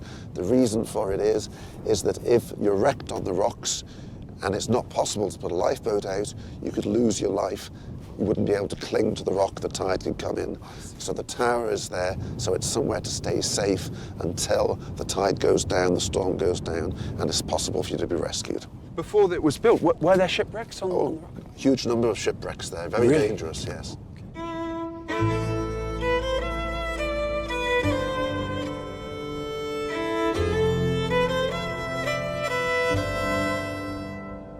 Up until the 18th century, the Isle of Man was relatively isolated, with most people working as farmers and fishermen. But this changed dramatically with the discovery of zinc and tin deposits. Mining towns sprung up and flourished over the 19th century.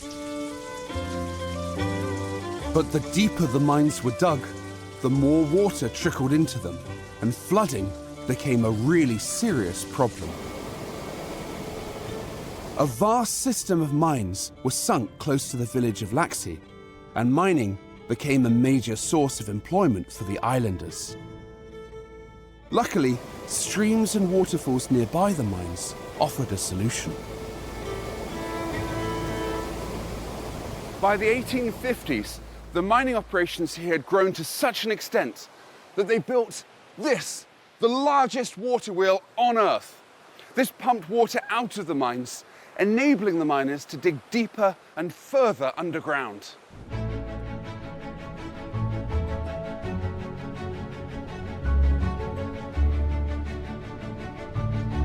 The mine shafts reached a depth of over 670 meters underground and exploited rich deposits of ore. The Isle of Man powered the Industrial Revolution across Britain. More zinc was produced here than from all other zinc mines across the UK combined.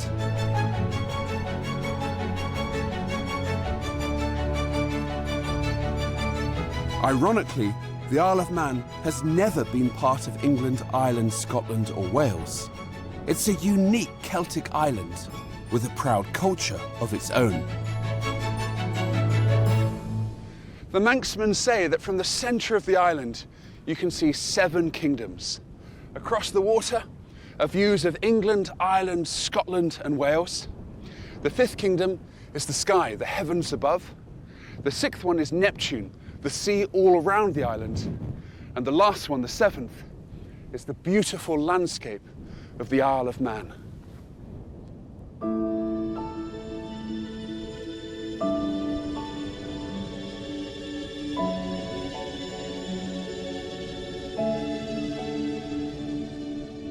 The Manx people are rightly very proud of their unique culture and their distinctive 3-legged symbol, which represents the sun trundling across the sky. For while the island is a British Crown dependency, it is not part of the UK.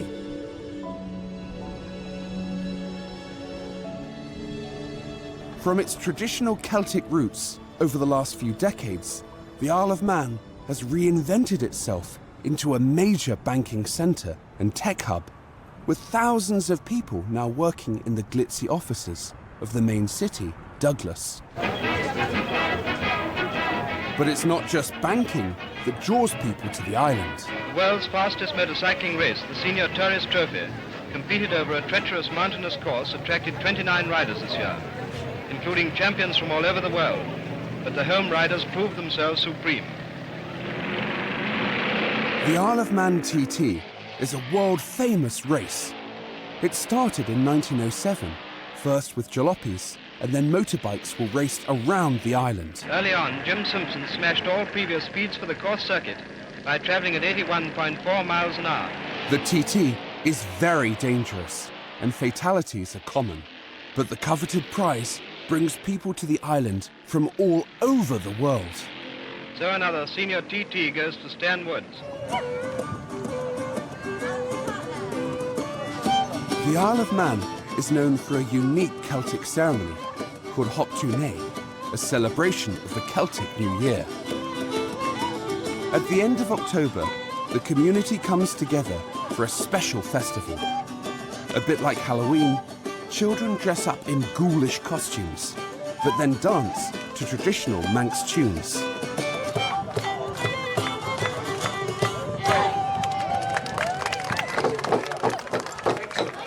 Stories are recounted of a local witch called Ginny, famed for her magical potions. But the celebrations here are unlike anywhere else in the world for one reason. Hoptune differs from Halloween because instead of carving pumpkins, the tradition here is to carve turnips. And there's a lot of competition here today, so I better go get carving.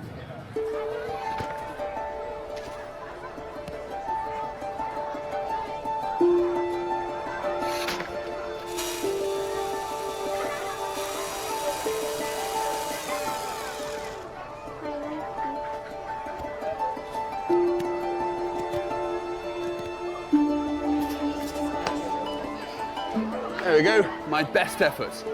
Hop-to-nay turnip.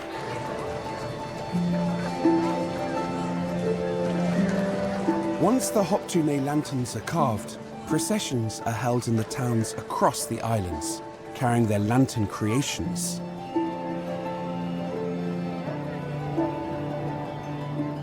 In the town of Peel, the procession ends at the ruins of St. Peter's Church just before sunset, with fire dances and a festival atmosphere. Then, after dark, the turnip lanterns are lit up and displayed from house windows across the island, traditionally to ward off evil.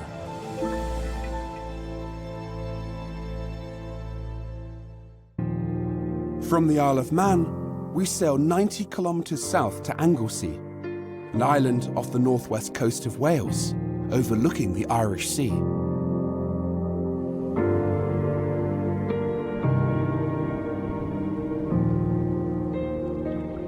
It's the largest Welsh island, covering an area of over 715 square kilometres.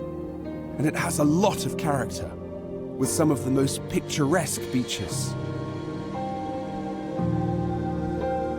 The island has been inhabited since prehistoric times, more than 5,000 years ago. Its name may be from an Old Norse word for Hook Island, which was used by Viking raiders from the 10th century.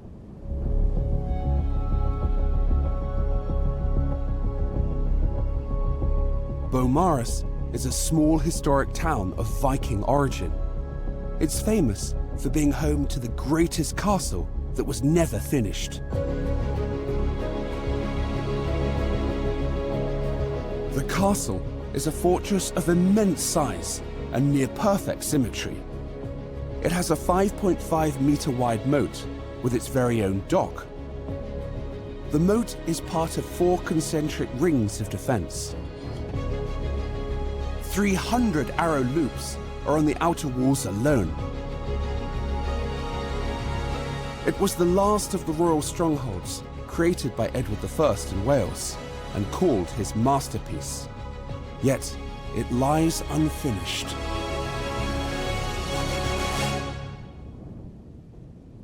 Beaumaris village also has one of the oldest courthouses in Britain, built in 1614.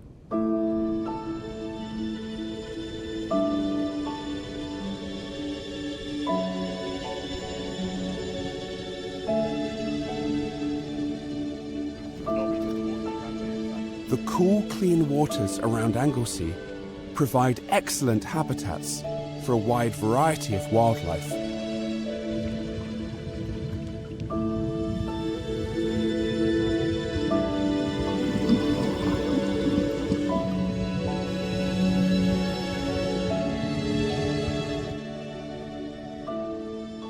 These waters around Anglesey are also home to another creature prized by local fishermen, the lobster.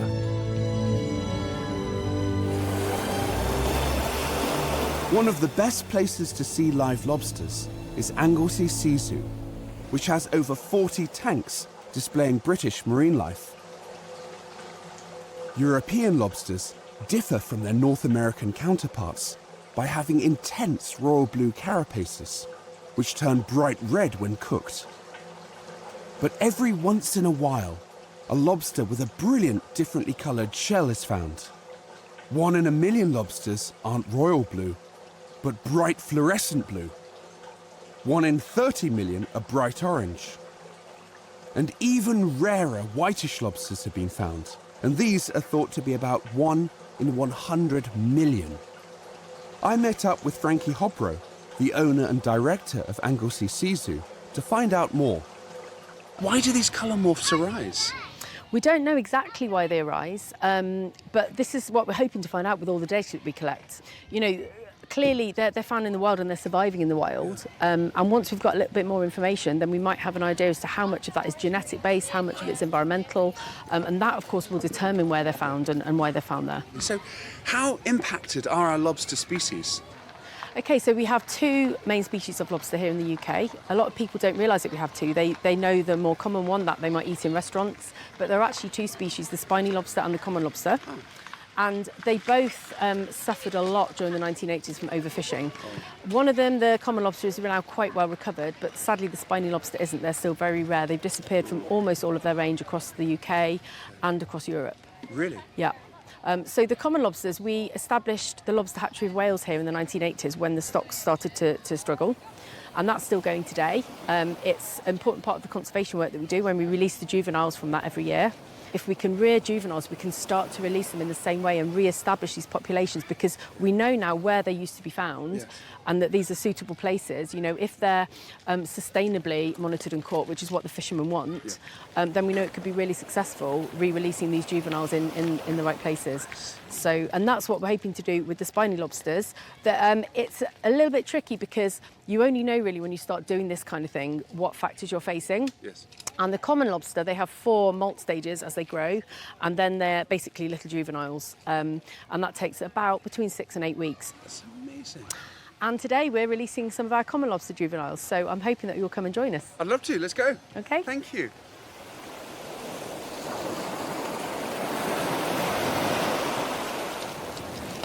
So there's the little lobsters. Here they are. Thousands of lobster larvae and juveniles have been released into Welsh waters, and the wild population is now rebuilding. Good luck, little guy. Out you go to sea. I want Out you to go. push them off. Into the seaweed. Good luck, little guy. From Anglesey, we sailed to the southwest tip of Wales, to Skomer Island, the largest of a chain of volcanic isles located just off the Pembrokeshire coast.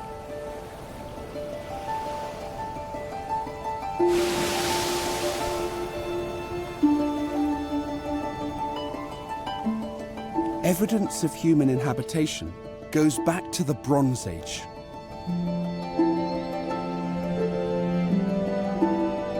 Skomer was once densely forested, but the tree cover was felled several hundred years ago, leaving a carpet of flowers. Uniquely among Britain's islands, Skomer transforms in spring into a landscape of bright blue, as a carpet of countless million bluebells flower. Each year, the island comes alive and is covered with bluebells as far as the eye can see. With so much blue across Skomer, it's hard to see where the island ends and the water begins. Skomer and nearby Grasham Island are home to thousands of seabirds, including puffins, razorbills, gannets, fulmars, and famously Manx shearwaters.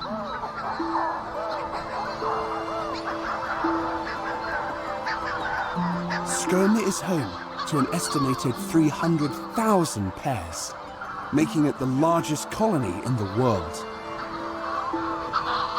They live in burrows across the island and have incredible night vision to fly out to sea to catch their food.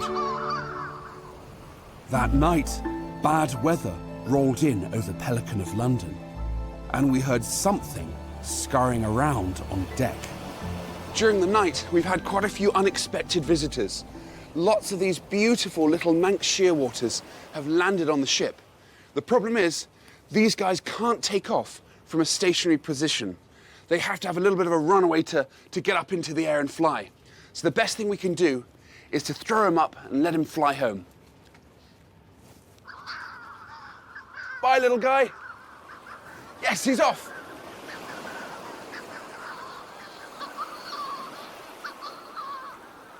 The shearwaters get dazzled and confused by bright lights like this one here. There's ones like that all the way through the rigging. So it's hardly surprising that they get disorientated and landed on the decks. During the night, we actually found about 30 of them, but hopefully now they're all on their way back to their burrows safely.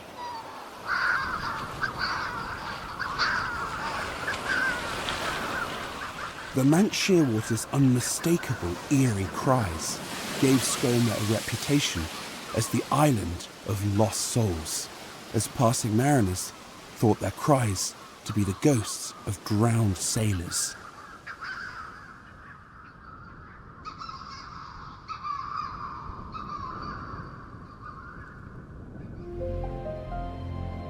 From Skomer, we travel 70 kilometres to Lundy Island, a small granite outcrop 5 kilometres long and 1 kilometre wide that lies off the coast of North Devon, where the Atlantic meets the Bristol Channel.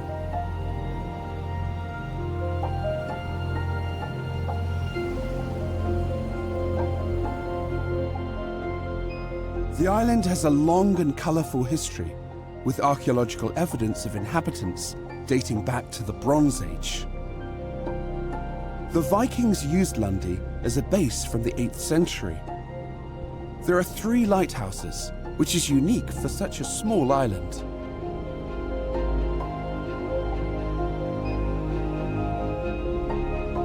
In 1927, the Christie family sold Lundy Island to a man called Martin Coles Harmon, who proclaimed himself a king, established his kingdom, and tried to issue his own currency, the Lundy Island puffin coinage.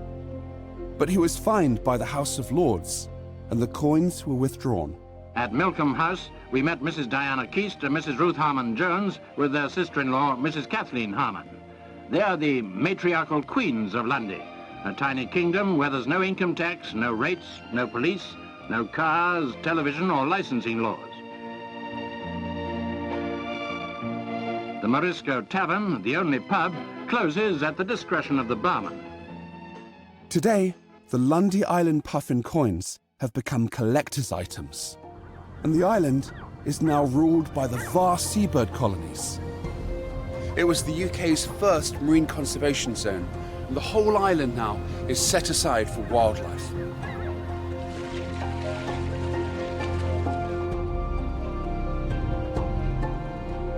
Lundy is home to 2 carnivorous plants, the round-leaved sundew and the common butterwort. These plants have evolved sticky, glistening leaves lined with droplets of glue to catch and digest insects and other small animals. By doing so, they can live in nutrient-poor habitats where other plants can't survive. In the 19th century, Charles Darwin studied these species and proved certain plants have the ability to catch, kill, and digest animal prey. But most of Lundy's plant life is more innocent. The island is home to heather, gorse, and many wildflowers.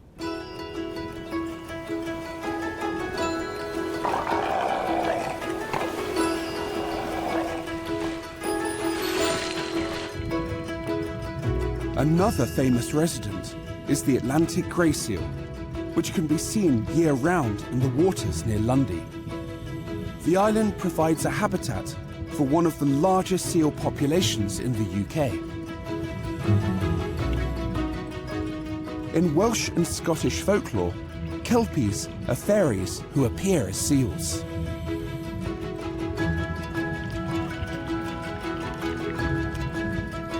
It's really magical to be swimming with the seals in their underwater world. They're just so inquisitive and playful, either nibbling my flippers or coming up and swimming right beside me.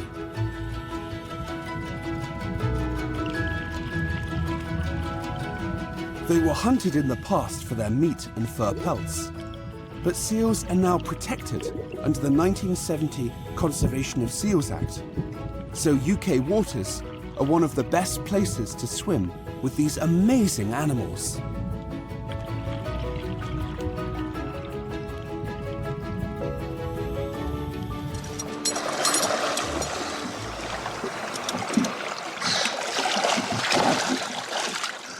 That was incredible! Those seals were so curious. You can see why so many people come here to see them.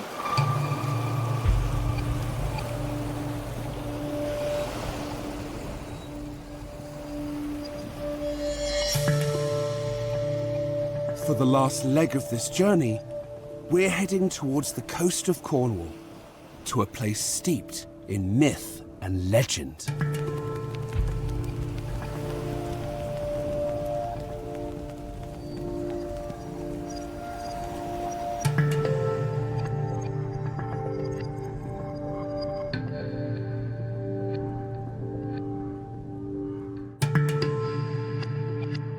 From Lundy, we sail 50 kilometres to Tintagel Island in northwest Cornwall.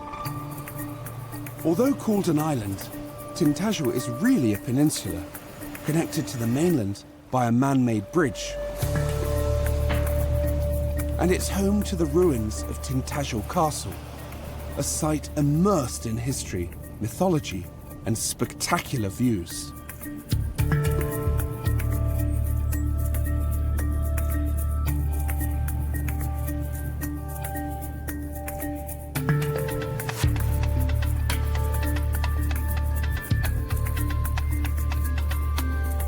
The history of Tintagel Castle stretches back to the Romans. From the 5th to 7th centuries, it was an important stronghold for the residence of the rulers of Cornwall.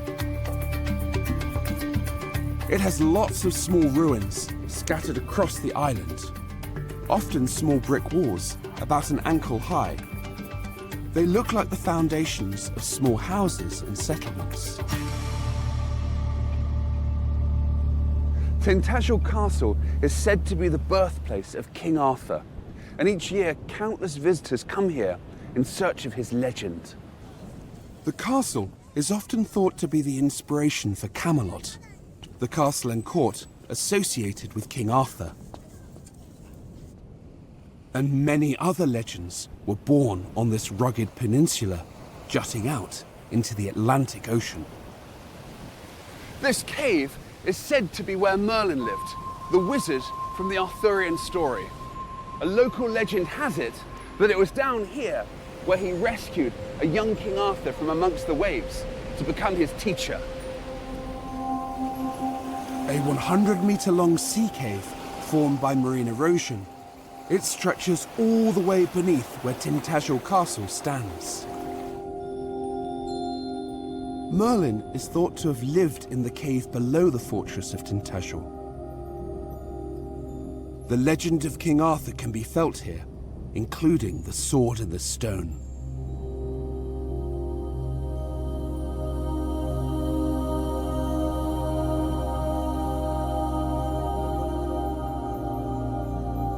When Arthur was 15, Merlin brought him before the sword and told him it was magic.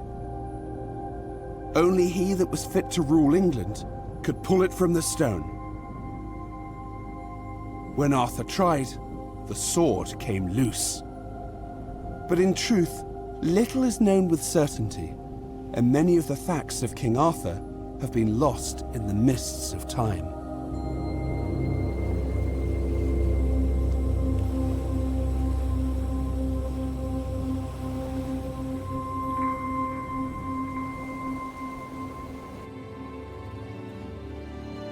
From Tintagel, we travel to St. Michael's Mount, a tiny island 500 metres off the coast of Cornwall.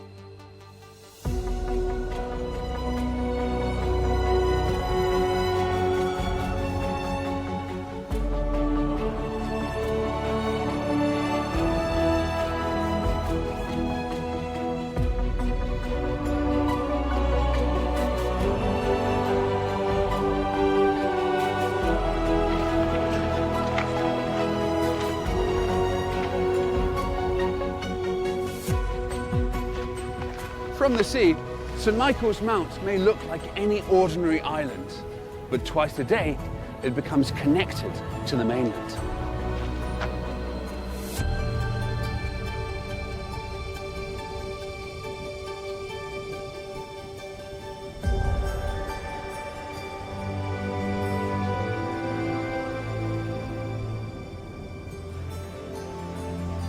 A tidal causeway of granite emerges, then disappears when the water comes in. It's one of 43 unbridged tidal islands around Britain. The causeway is 500 metres long and takes about 10 minutes to cross.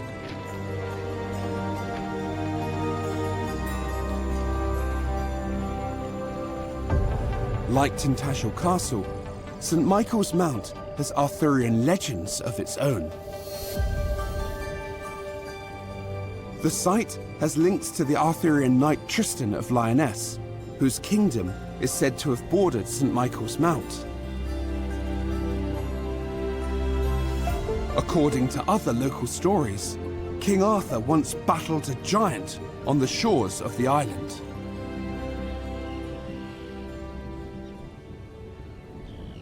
Today, St Michael's Mount is home to a spectacular castle complex, which dates back to the 12th century. It has seen many battles, right through to the Civil War, when Royalists fought off Oliver Cromwell.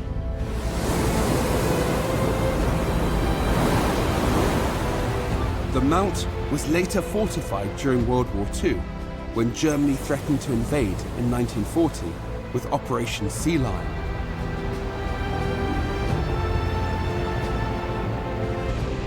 Joachim von Ribbentrop, Hitler's foreign minister, announced that he intended to occupy the castle after the planned German conquest. The Cornish coast was a favourite of his before the war, and it's believed he used his time in Cornwall during the 1930s for information gathering.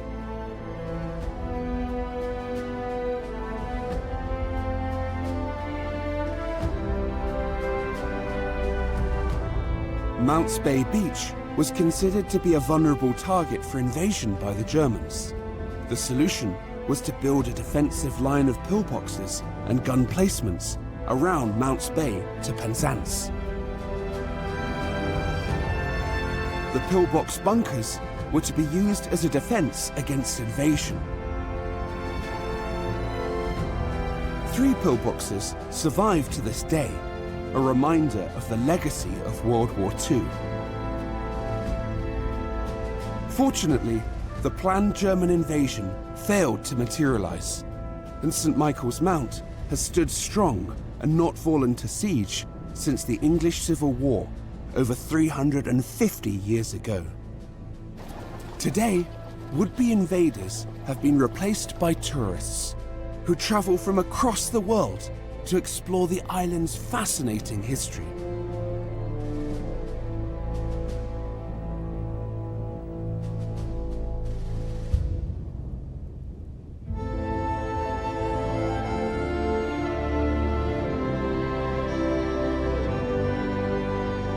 In the final part of my journey, I'll be sailing through to the Isles of Scilly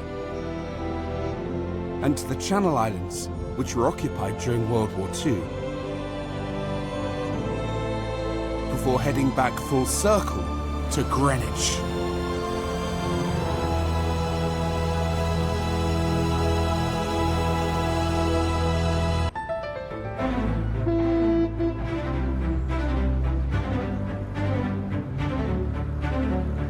My journey started in Greenwich, aboard the Pelican of London. I've travelled the coast of the British Isles, around the Shetland Islands and to the Hebrides, before sailing to the Isle of Man and Anglesey.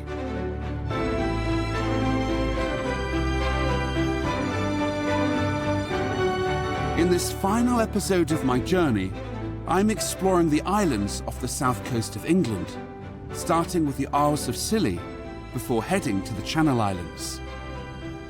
I'll end my journey among the World War II forts in the Thames estuary, before my return to Greenwich.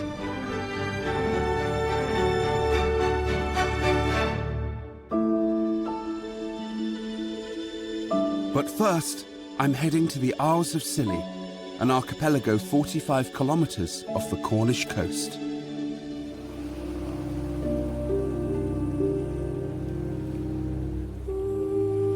The Isles of Scilly are made up of more than 140 islands and are notorious to mariners because of their dangerous waters. There are almost 1,000 shipwrecks around the 160 kilometres of coastline, so we have to approach with extreme caution. During the night, the fog has descended and you can only now see a couple of hundred metres. This really underscores why these waters were just so dangerous and why there were so many shipwrecks. Even today, we have to ring this bell every 60 seconds as a warning to other ships that might be approaching so they can listen out and hear us in the fog.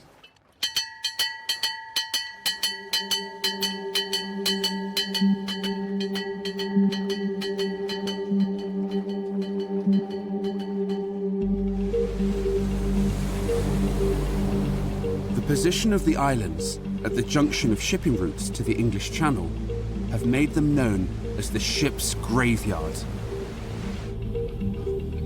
To find out just why these waters are so treacherous, I'm going beneath the waves.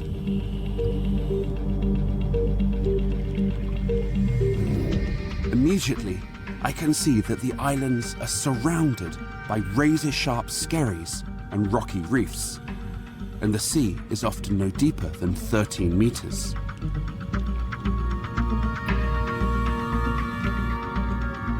Over the centuries, this has led to hundreds of shipwrecks, which have claimed thousands of lives.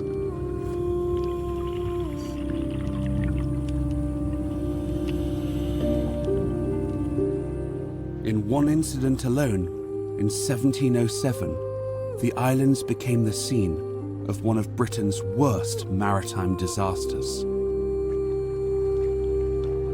A fleet of 21 Royal Navy ships, led by the flagship HMS Association, headed from Gibraltar to Portsmouth. The ships were hopelessly lost in the bad weather, and 6 were driven onto the rocks. 4 of the ships sank or capsized, with nearly 1,500 dead, including those from the flagship.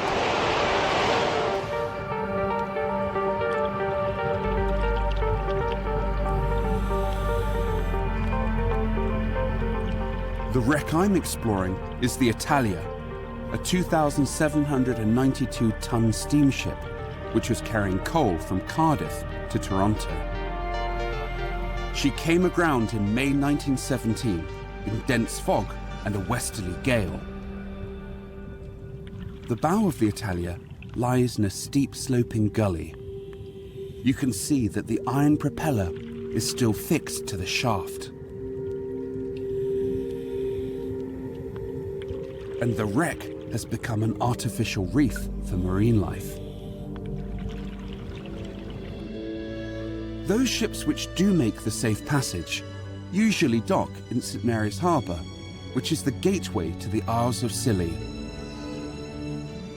There's a total population of about 2,200 people living here, mostly on the largest island, St Mary's. The islands have been inhabited since Neolithic times and have distinctive burial chambers known as entrance graves, made up of great stone and earth mounds. When one of the chambers was excavated, it was found to contain cremated human bones and broken pottery, which may have been the remains of a funerary urn.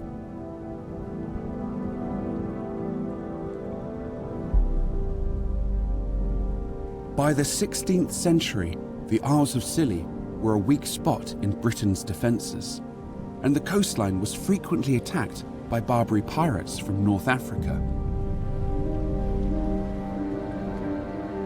The pirates captured residents for the slave trade, and with concerns that the islands could be controlled by France or Spain, they were heavily fortified during the Middle Ages. Blockhouses and artillery forts were built to protect the harbour. These are small defensive structures with a gun platform and 4-pounder cannons that could fire a shot up to 1,200 meters. Standing proudly on a promontory is Cromwell's castle. This blockhouse was built when parliamentarian forces captured the islands from the Royalists in 1651 at the end of the English Civil War. The castle was named in honour of the parliamentary leader Oliver Cromwell and is one of the few surviving Cromwellian fortifications in Britain. After centuries of turbulent history, peace has once again been restored to the islands, which today are known for their dazzling white beaches and azure waters warmed by the Gulf Stream. The Scilly Isles completely challenge the old stereotype of Britain being cold, wet, rainy islands with muddy beaches. This place is more like the Caribbean. Known as Britain's subtropical secret, these islands are the most southerly part of the British Isles. Warmed by the waters of the Gulf Stream, they have a stable, mild climate, perfect for exotic plants. Tresco is the second largest island and is famous for the Tresco Abbey Garden. It was founded as a private garden in the 19th century in the ruins of a Benedictine abbey. There are 7 hectares of walkways and south-facing terraces where you'll find plants from more than 80 countries. Look at this protea. This is from South Africa. You could never grow this outside on the mainland. The winter conditions would just kill it. But look here, it's thriving. The vegetation here is just so lush and beautiful. The warm climate here brings real benefits to the economy, and the island's flower industry is now second only to tourism.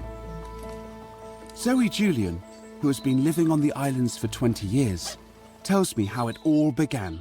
It all started here because the Dorian Smith family, who still run Tresco, realised that if their tenant farmers couldn't make any money, the estate didn't really work.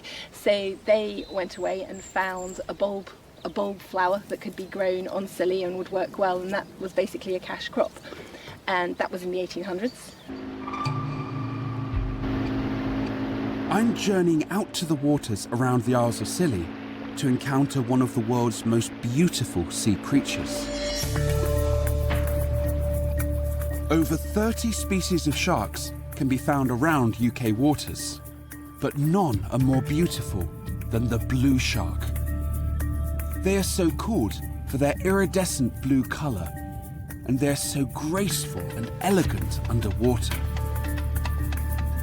They really challenge the stereotype of sharks as bloodthirsty monsters.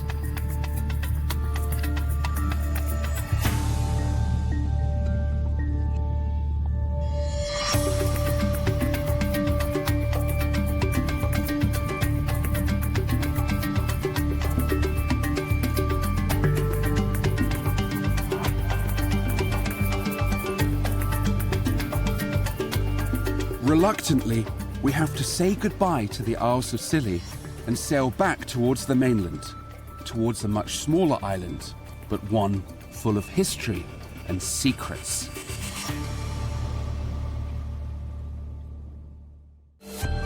We're heading towards Drake's Island, a tiny outcrop in Plymouth Sound.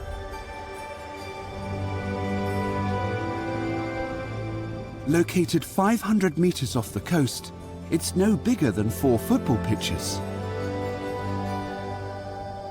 But although small in size, it's had huge strategic importance.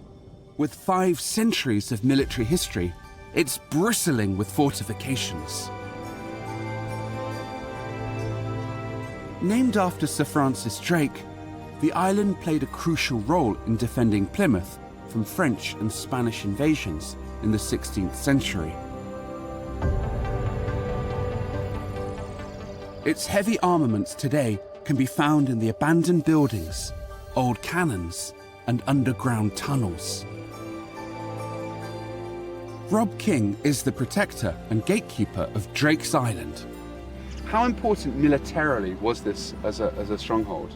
As a stronghold, it was key. So it defended Plymouth, starting really from the English Civil War, so 1642 to 1646. It played a key point or a key role in enabling Plymouth to see out the Royalist siege over that period. And then since then, and once we got the bigger guns, the big rifle muzzled loaded guns that arrived in 1872, and in conjunction with the other forts, it's really a matter of deterrence mattered. Right. The whole of both the Cornish headland, over in Devon, the island was bristling with guns. Wow. And it pretty much deterred any enemy trying to make a seaborne attack. Yes. On Plymouth or on Devonport. So why was Drake's Island so fortified? Well, once we had a viable cannon industry back in the Tudor times, these cannons had a range of about 600 yards. Okay. That meant they could control the shipping lanes all around the island, both across to the Cornwall that's behind me and across to the Hoe. Okay. So any enemy ships wanting to attack Plymouth and later on the Devonport, the naval dockyard behind me, they would have had to get through the guns of the island first. So it's absolutely key from those Tudor times onwards. Could the guns dominate the sea lanes? Or? Yes, certainly around the island. At this stage they wouldn't have had the range particularly to link into other batteries on the mainland, but they certainly would have controlled the entrance into Plymouth by Sutton Pool, and again defending any enemy ships trying to get past the island down towards Devonport. What was the earliest time the island was fortified? So the fortifications began in the reign of Edward VI in 1549. That's when the first ordnance happened. We know that John Hawkins was paid £2 by Plymouth Corporation to bring the first ordnance across to the island in 1550. The defences worked and no enemy ship was able to come close. But then ironclad ships developed in the middle of the 19th century, and heavier firepower was needed to see off potential attack from the French Navy during the Napoleonic Wars. In the Tudor times, when we had the Tudor cannon, the gunpowder magazine was just below where we're stood right now. Right. But as the ironclads developed, so this is 1859, their first launch, they can launch a 272 kilogram shell onto the island. So to counter that, the underground magazines and tunnels were constructed. Yes. So they're below the top of the island, about 8 meters below.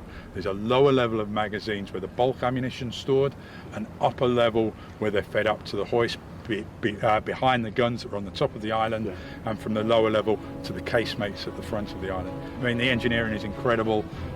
The work that was put in, it was done over a 10-year period.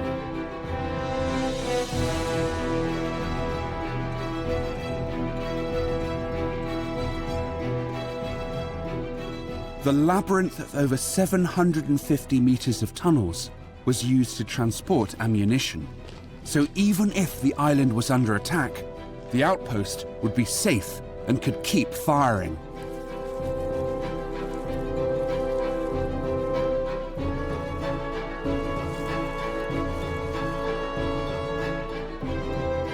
And when did the island when was it decommissioned? It was decommissioned in 1957, was when it stopped being an active fort, was demilitarised by the Royal Engineers for 4 years after that, handed back to the Duchy of Cornwall in 1961.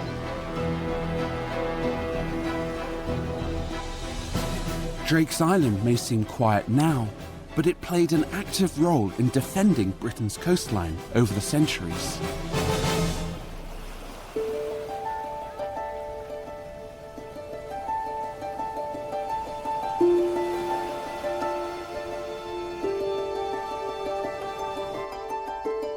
From Plymouth Sound, we sail along the south coast towards the county of Dorset and Poole Harbour.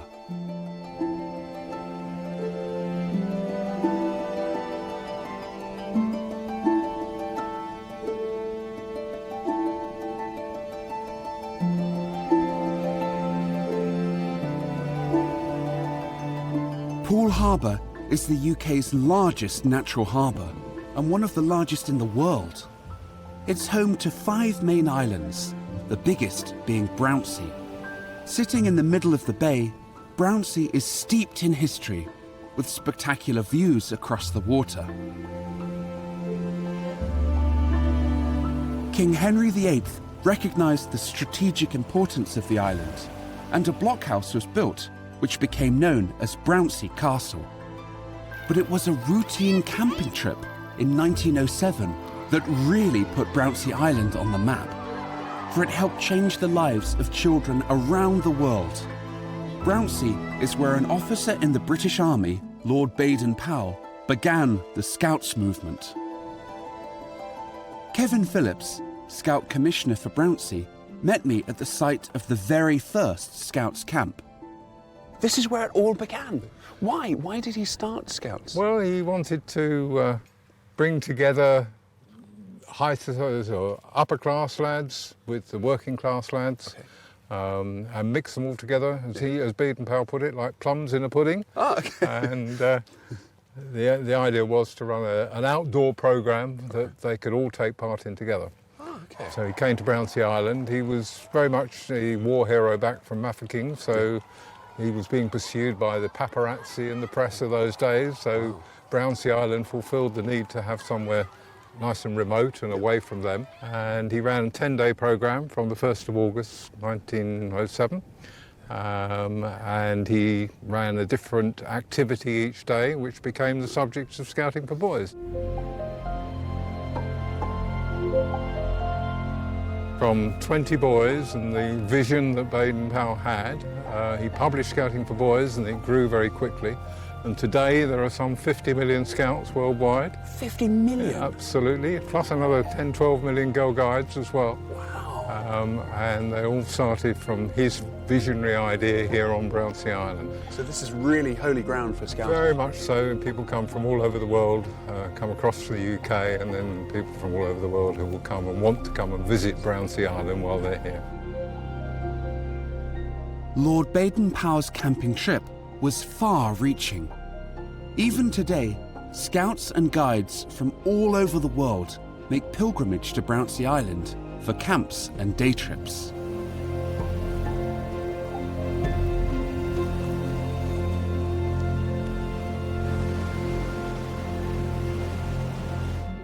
From Brownsea Island, we travel along the coastline of Dorset and Hampshire to the Isle of Wight.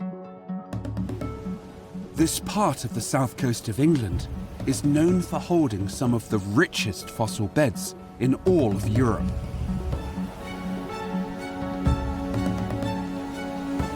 And Dorset's spectacular cliffs have come to be known as the Jurassic Coast.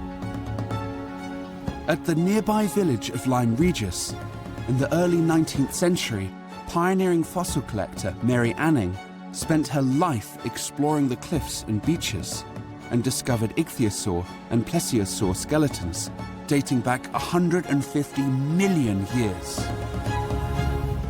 The Isle of Wight is part of this rich heritage of fossils and spectacular geology, including the Needles, a series of dramatic sea stacks that mark the island's westernmost point.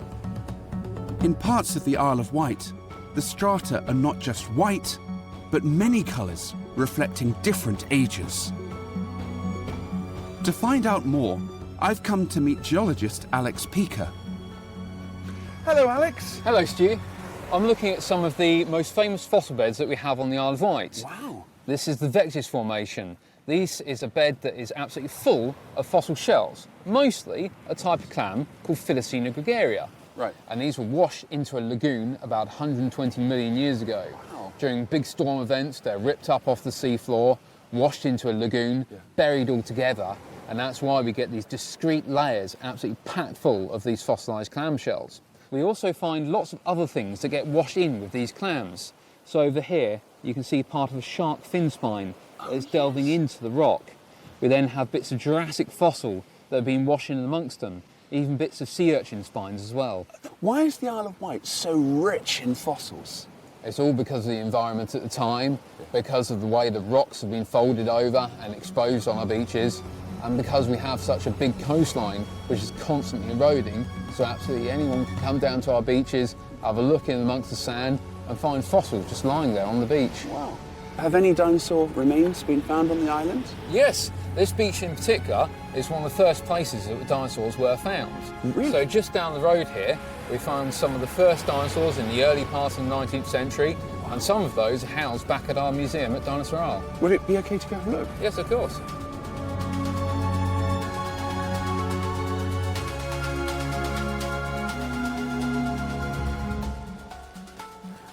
So this is a jaw of a dinosaur called a guandon.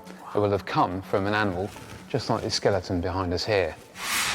Now, Iguanodon was one of the first dinosaurs. When it was found, it was recognised from its teeth. The name Iguanodon means iguana tooth. With these leaf-shaped teeth and the serrations down the edge of it, it's very similar to that of an iguana. Now, when Iguanodon was first recognised, it was called saurian, so it was lizard or reptilian-like. It wasn't until 1852 that we actually created the word dinosaur to talk about the fossils that we've been finding. So the word dinosaur does in part come from the Isle of Wight. So the study of dinosaurs really began here? Absolutely, and it's been carrying on for the next 2 centuries. We have at least 50 different species recognised on the Isle of Wight, of which about 20 of those have only been found on the Isle of Wight and first came from the Isle of Wight. Do you think more species might be found in the future? Absolutely, I can guarantee it.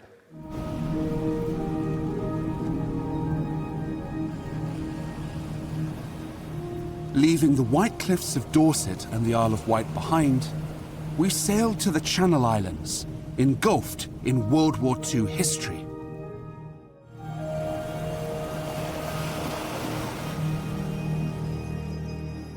We're sailing 160 kilometers across the English Channel.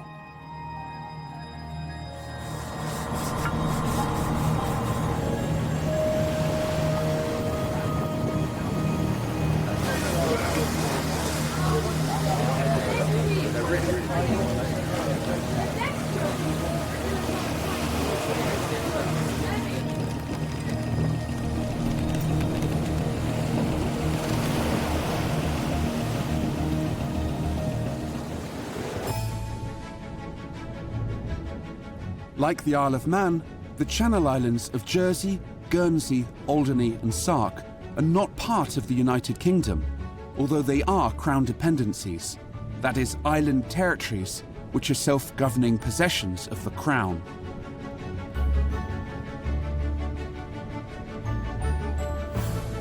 They are islands of contradictions, lying off the coast of Normandy, but resolutely English-speaking and British in culture. During prehistory, the level of the sea was lower relative to the islands, and the landmass was bigger, and they became intensively settled by people during the Neolithic and even earlier. The Channel Islands are famous for their ancient burial chambers and passage graves.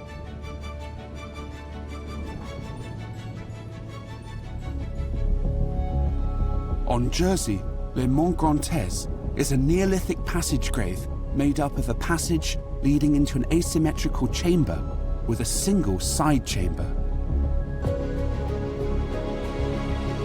These were places where rituals and ceremonies were held, when people were buried.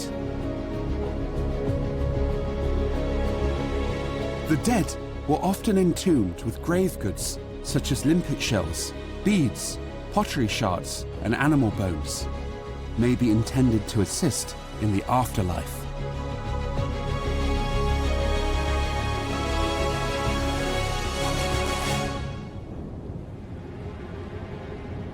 The islands have been fortified for several thousand years and were strategically important from Roman times right the way through to the Middle Ages. Castle Cornet, standing at the mouth of Guernsey Harbour, is an ancient fortress built in the late 13th century. Fort Homé, like other structures throughout the Channel Islands, reveals a much darker chapter in the island's recent history.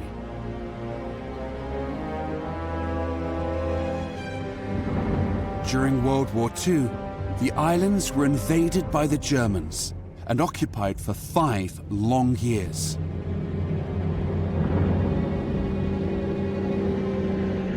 The Channel Islands were the only part of the British Isles under German control.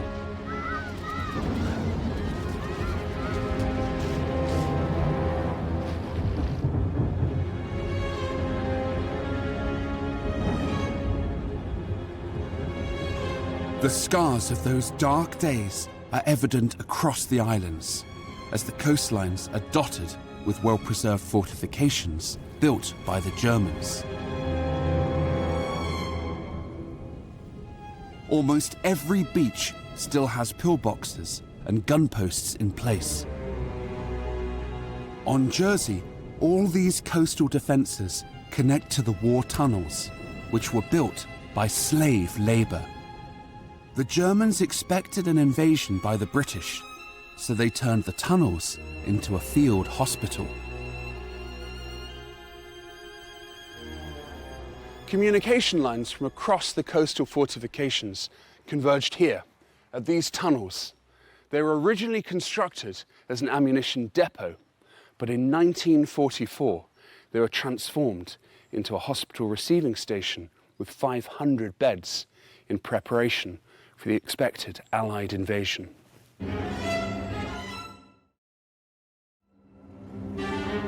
The German military underground hospital is the largest World War II construction in the Channel Islands.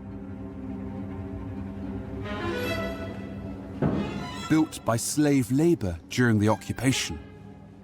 I've been given special permission to visit this unfinished tunnel, which was abandoned in 1945, and it's in exactly the same state that it was left by those slave labourers 76 years ago. We've got to be really careful because it's a bit unstable, but let's carefully go inside and see what it was actually like. You can see down here, look, bits of the wood and the timber that they used for sleepers for the railway. With an old wagon that they've used to bring in all of the equipment into the tunnel, and also all of that loose rock and rubble from the rock face right at the front of the tunnel itself.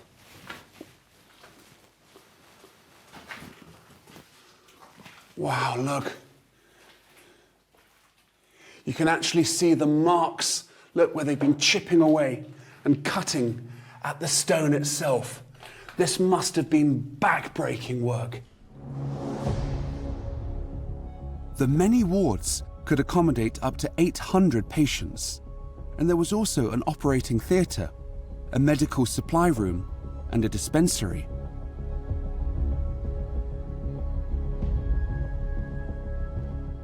As well as serving as a hospital, the underground tunnels were used to store ammunition and remain undetected by enemy planes.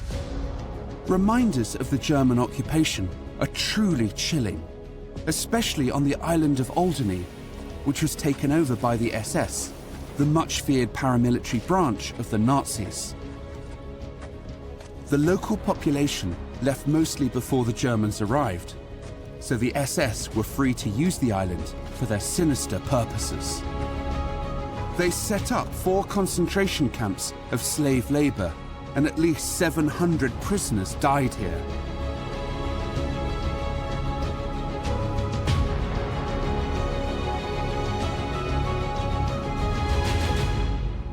The gateposts remain for one of the larger concentration camps, a reminder of the war atrocities that took place here.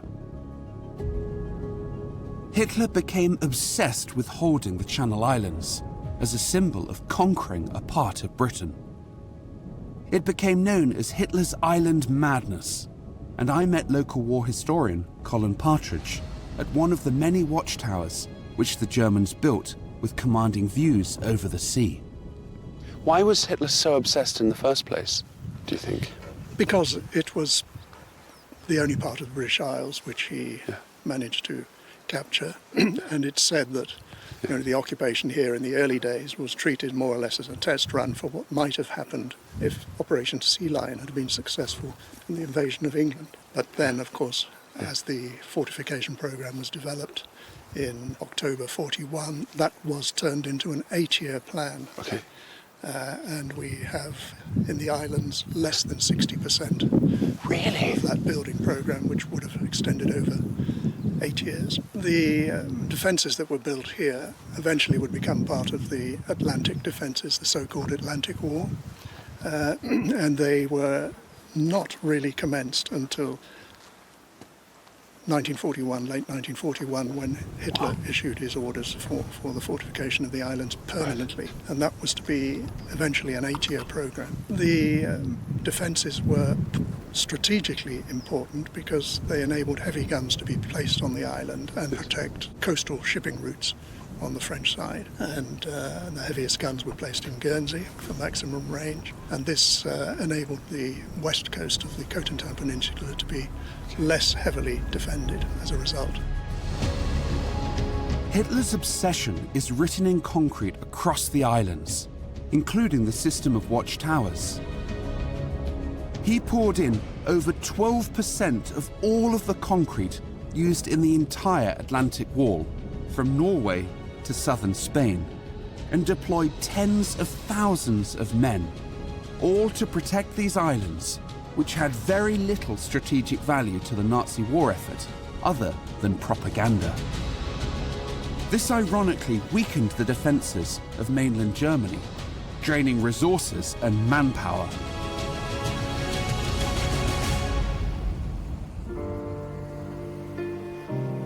Today, the World War II features blend in with the landscape, and many tourists don't even notice these chilling reminders. Since the end of the Second World War, the Channel Islands have become wealthy offshore banking centres and tourism hotspots. But there is still evidence of traditional island life here.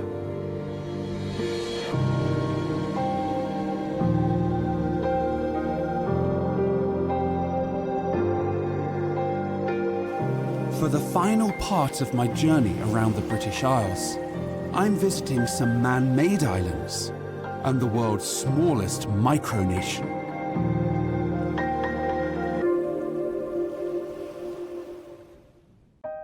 From the Channel Islands, we sailed to Sealand, a self-declared principality 12 kilometres off the coast of Suffolk.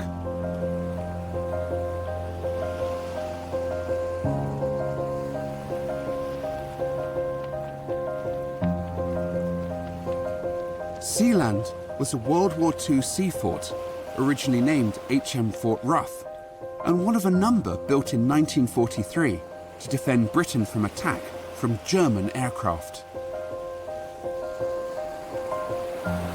After it was abandoned in 1956, a former army major, Roy Bates, and his wife Joan claimed it for their own. It was established as the Principality of Sealand and declared independence from the United Kingdom. And so in 1968, a new nation was born. Sealand is the world's smallest micronation. Believe it or not, it has its own flag, and it issues currency, postage stamps, and even passports. And there's a royal family with 3 generations of princes.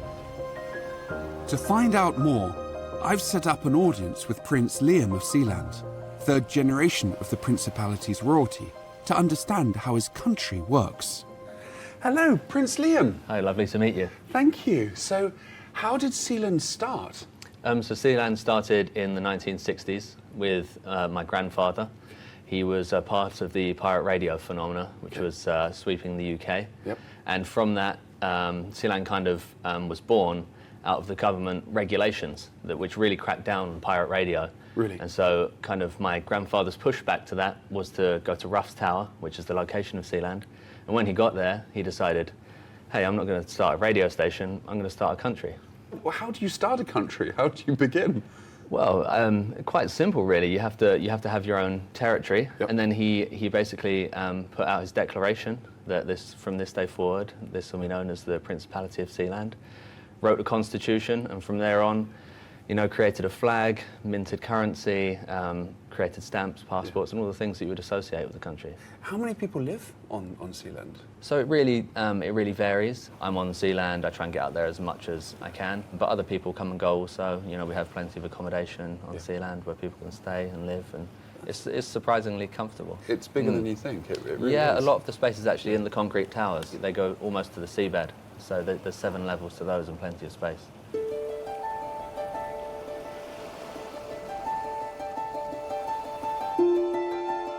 From Sealand, we travel 20 kilometres to the Thames estuary and head inland to the Isle of Sheppey, an estuary island off the north coast of Kent. The island has centuries of rich maritime history dating back to the Saxons. The name is derived from an ancient Saxon word meaning Isle of Sheep. Extensive marshes make up a large part of Sheppey and are a haven for wildlife. In 1667, the Dutch landed here and captured the fort at Sheerness. But the Dutch forces quickly withdrew. Still, it's the only time since the Battle of Hastings that Britain lost to a foreign power on its own soil.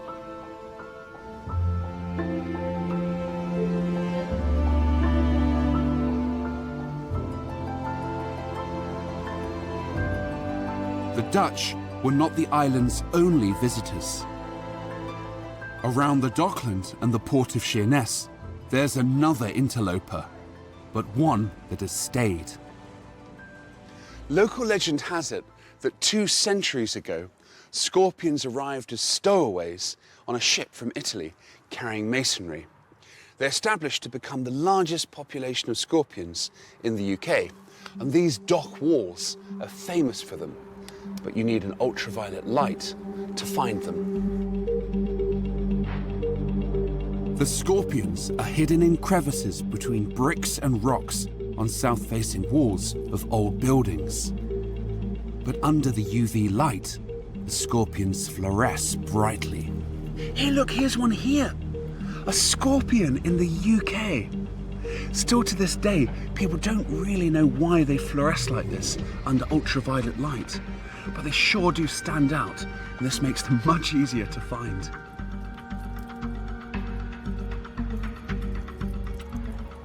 These yellow-tailed scorpions are so intricate. This one here is about full size. They might get a little bigger than this, and you can see his powerful claws.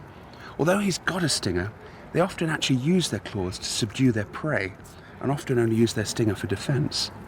But as you can see, he's not really aggressive at all. He's quite easy to handle. Believe it or not, there's meant to be 10,000 of these little guys just at these docks alone. And it's not known if they're really spreading to other parts of Sheppey Island. On the very final part of my journey, I passed the red sand sea forts.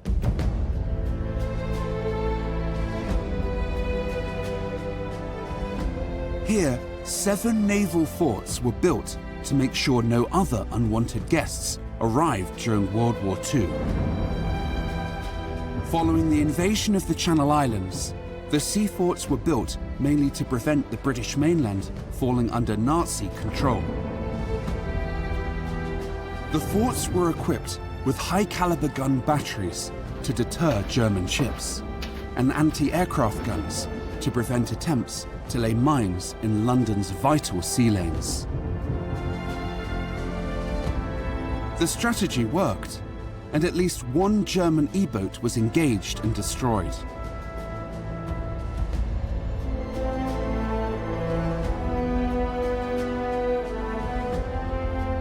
Most of the sea forts are now derelict, but exploring them reveals layers of World War II history. These forts were built in 1942 and 1943, and at their peak, they had over 200 men stationed across these 7 forts. Each of the different forts would have either an anti-aircraft gun positioned right here, or a spotlight to intercept those enemy planes on the way to attack London. This is actually one of the old ammo stores where they'd keep the shells ready to be fired from the anti-aircraft guns. The towers also watched out for enemy E-boats. These are fast-moving vessels that would come into the Thames estuary and lay mines to disrupt this vitally important shipping lanes that supplied London and much of Britain. And if enemy vessels came close enough, they could also engage and try and shoot at those ships. The sea forts were involved in spotting enemy aircraft and V-1 flying bombs, saving hundreds of lives.